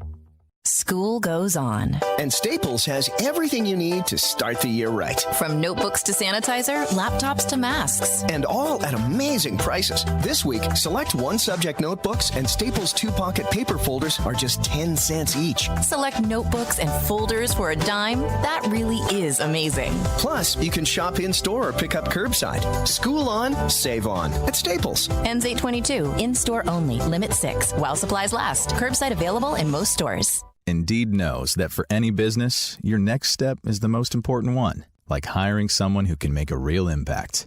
Indeed can help you find high-impact hires faster, without any long-term contracts, and you pay only for what you need, thanks to our super flexible payment options. So why not take that next step with Indeed? Get started with a free $75 credit for your first job post and get in front of more quality candidates. Go to Indeed.com/high-impact. That's Indeed.com/high-impact. Terms and conditions apply.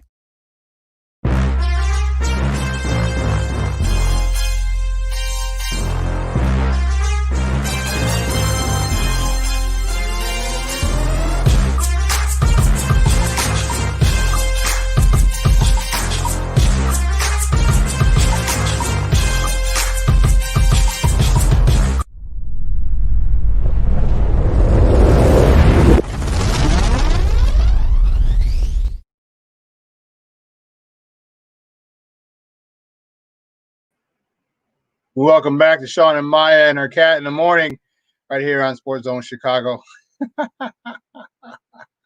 We just got off with Matanuco from the Pinwheels and Ivy podcast. I'm looking forward to it. I hope that it gets nipped in the bud a little bit as far as the Lewis Robert scenario.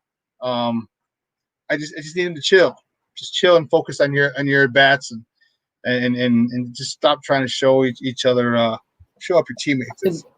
The way I see it is, if you want to while out, okay, hey, I didn't mean you. See, this is the ignorance of cats. You see that? Just slapping me in the face. Just if you want to while out, do it at the plate. But have respect for your teammates on the field. Don't turn into like a Yasiel Puig, who is so talented, but his antics began to overshadow his talent, so to speak. And that's what we don't want. And that's what we don't want. But it's like, it's like Matt said, it's like you don't want.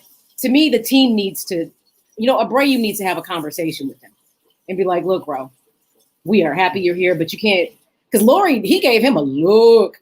Yeah, he did. He looked at him like, and he tried to pat him on the back, and he wasn't feeling that. He was like, just like you want stats, we want our stats as well. You know what I'm saying? So it's like he needs to learn that fine line. He's very, very talented. Could he be like the next Mike Trout? Maybe. I'm serious. And the thing about it is you might end up being the next Mike Trout on a team that's actually good. Mike Trout, to me, has always been stuck in a position where I don't think we'll ever appreciate his talent because he may never win a World Series. And that's unfortunate because his WAR is off the chain. It's crazy. Yeah. But the Angels, to me, are just not in a position where they're going to win a World Series, maybe in Mike Trout's prime, so to speak. You know what I mean? Yeah. It'll be like the Big Hurt. When the Big Hurt, when we won the World Series, the Big Hurt was on the team. It was way past his prime. Well, listen. You heard that, right? Yeah. You're like, why are you muted? I'm like, because it's a cat fight in the background. That's why. And it's ignorant. So there was do you remember Michael Jordan's father was killed in 1993? In July, shortly after Michael had won his third consecutive title. That was part of the reason that Michael stepped away. from the game of basketball. And two guys, remember Michael's dad was traveling, and apparently he did this often. He would just pull over to the side of the road and take a nap. He was tired. Two gentlemen, Larry Demery and Daniel Green, were convicted of killing him. And right now, Larry Demery is going to be out on parole in 2023. He was sentenced in 96, okay, with his former classmate, Daniel Green. He was approved for a program. It was a mutual agreement parole program, a vocational scholastic program for the report. He's scheduled to be released August 6th of 2023. Now, convicts serving life sentences for murder aren't eligible for parole anymore in North Carolina. This is by the News and Observer, unless the crimes were committed before October 1st, 1994, which it was. It was July 23rd of 1993. I don't know how I feel about that. I don't know how part of it is it's emotional for me because my adoration of Michael Jordan. Okay, so I'm not speaking on a clear mind, I don't think, or just a facts ma'am type thing. I think it's not a clinical explanation. It's one where I'm a little concerned with the fact that one of them is getting out on parole.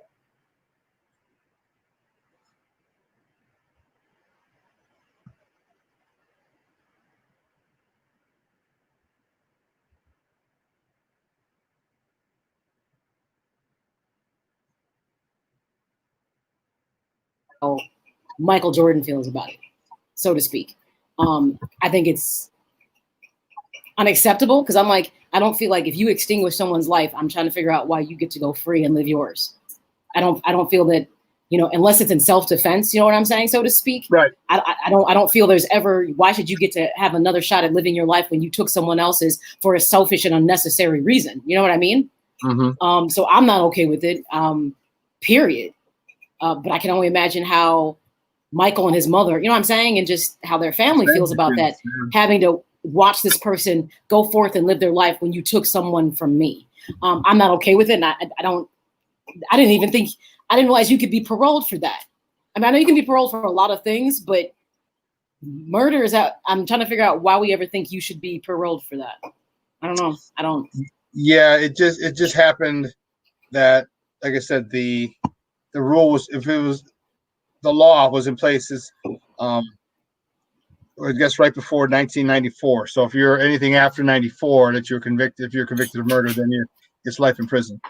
But since his was in 93, he was before that cutoff date. So yeah, I don't know. I feel such a technicality that a law exists that's going to allow them to get off the hook that way. Well, yeah. Not that I'm ever one to subscribe to loan justice, but you can always, there's always Hannah Robbie's Cole, but if you feel that way about it, I'm just going, not that I'm even saying anything like that, but I know it'd be hard. If I was in issues, this would be real hard for me to be okay with. I'm serious. Yeah. Because him and his dad, it was his dad, but they were really, really close. Yes. You know what I mean? Yeah. They were, not just father, but they were close. Like that was like his best friend. And God, they look so much alike. It's crazy. Yeah. Yeah. Just much shorter. Yeah, that was it. But yeah. God, my prayers go out to him because this is something that's hard to process. And I hope that this person doesn't bother to try to put out an apology. You know what I'm saying? Like, do right and apologize. Like, dude, just shut up and go forth into the world and disappear. Go live your life. Yes. Yes. And it'll be unfortunate if he goes out and commits another crime. You know what I'm saying? And ends up back in prison. Because it'll be like, well, I don't know. It just doesn't sit well, but hey. Somebody for 30 years, 03, 13, 23. Yeah, it'll be 30 years. He would have been he would have been locked up.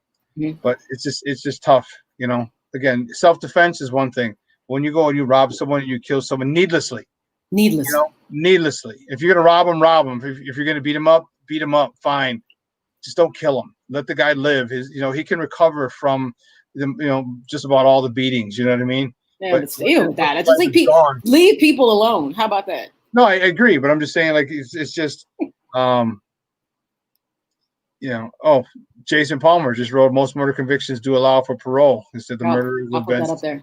Oh yeah, they were released a few years ago. Yeah, I do remember that. Not okay. I'm just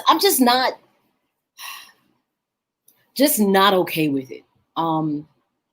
Even with that right there, I'm not okay with. You would usually extinguish a life for no reason.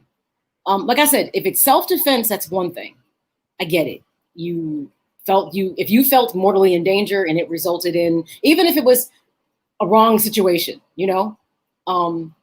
and you felt, oh my God, I'm doing this, but now I'm mortally in danger, and that is what happened, I might be a bit more lenient. But when you go with the intention of ill will towards someone and you take their life, and trust me, they had to, I don't know if they knew who he was or not, so to speak. Yeah, I don't think they did at the time. But this doesn't sit well. I know I wouldn't be okay with it.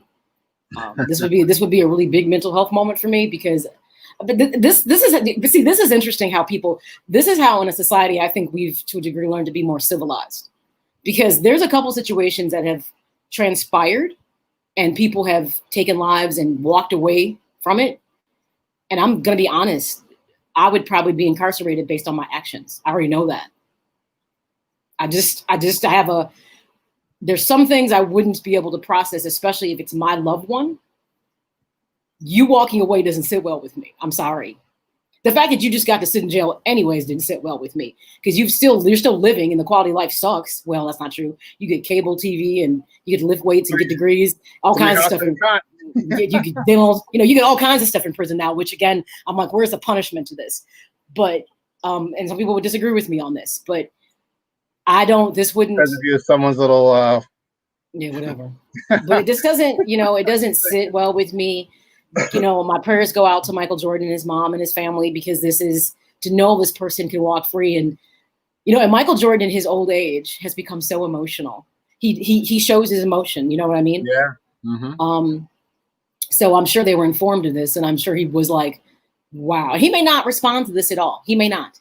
He may just go to his mother and be like, well, we'll manage through this. We can't change the outcome. Or he might just say, don't. I got it. I got a guy. I got it. Don't worry about it. I got it. And again, if that was me, imagine someone did that to my mom.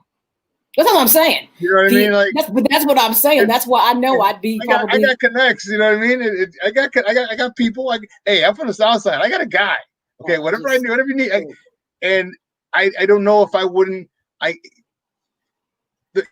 He's brutally murdered, and that's what I'm saying.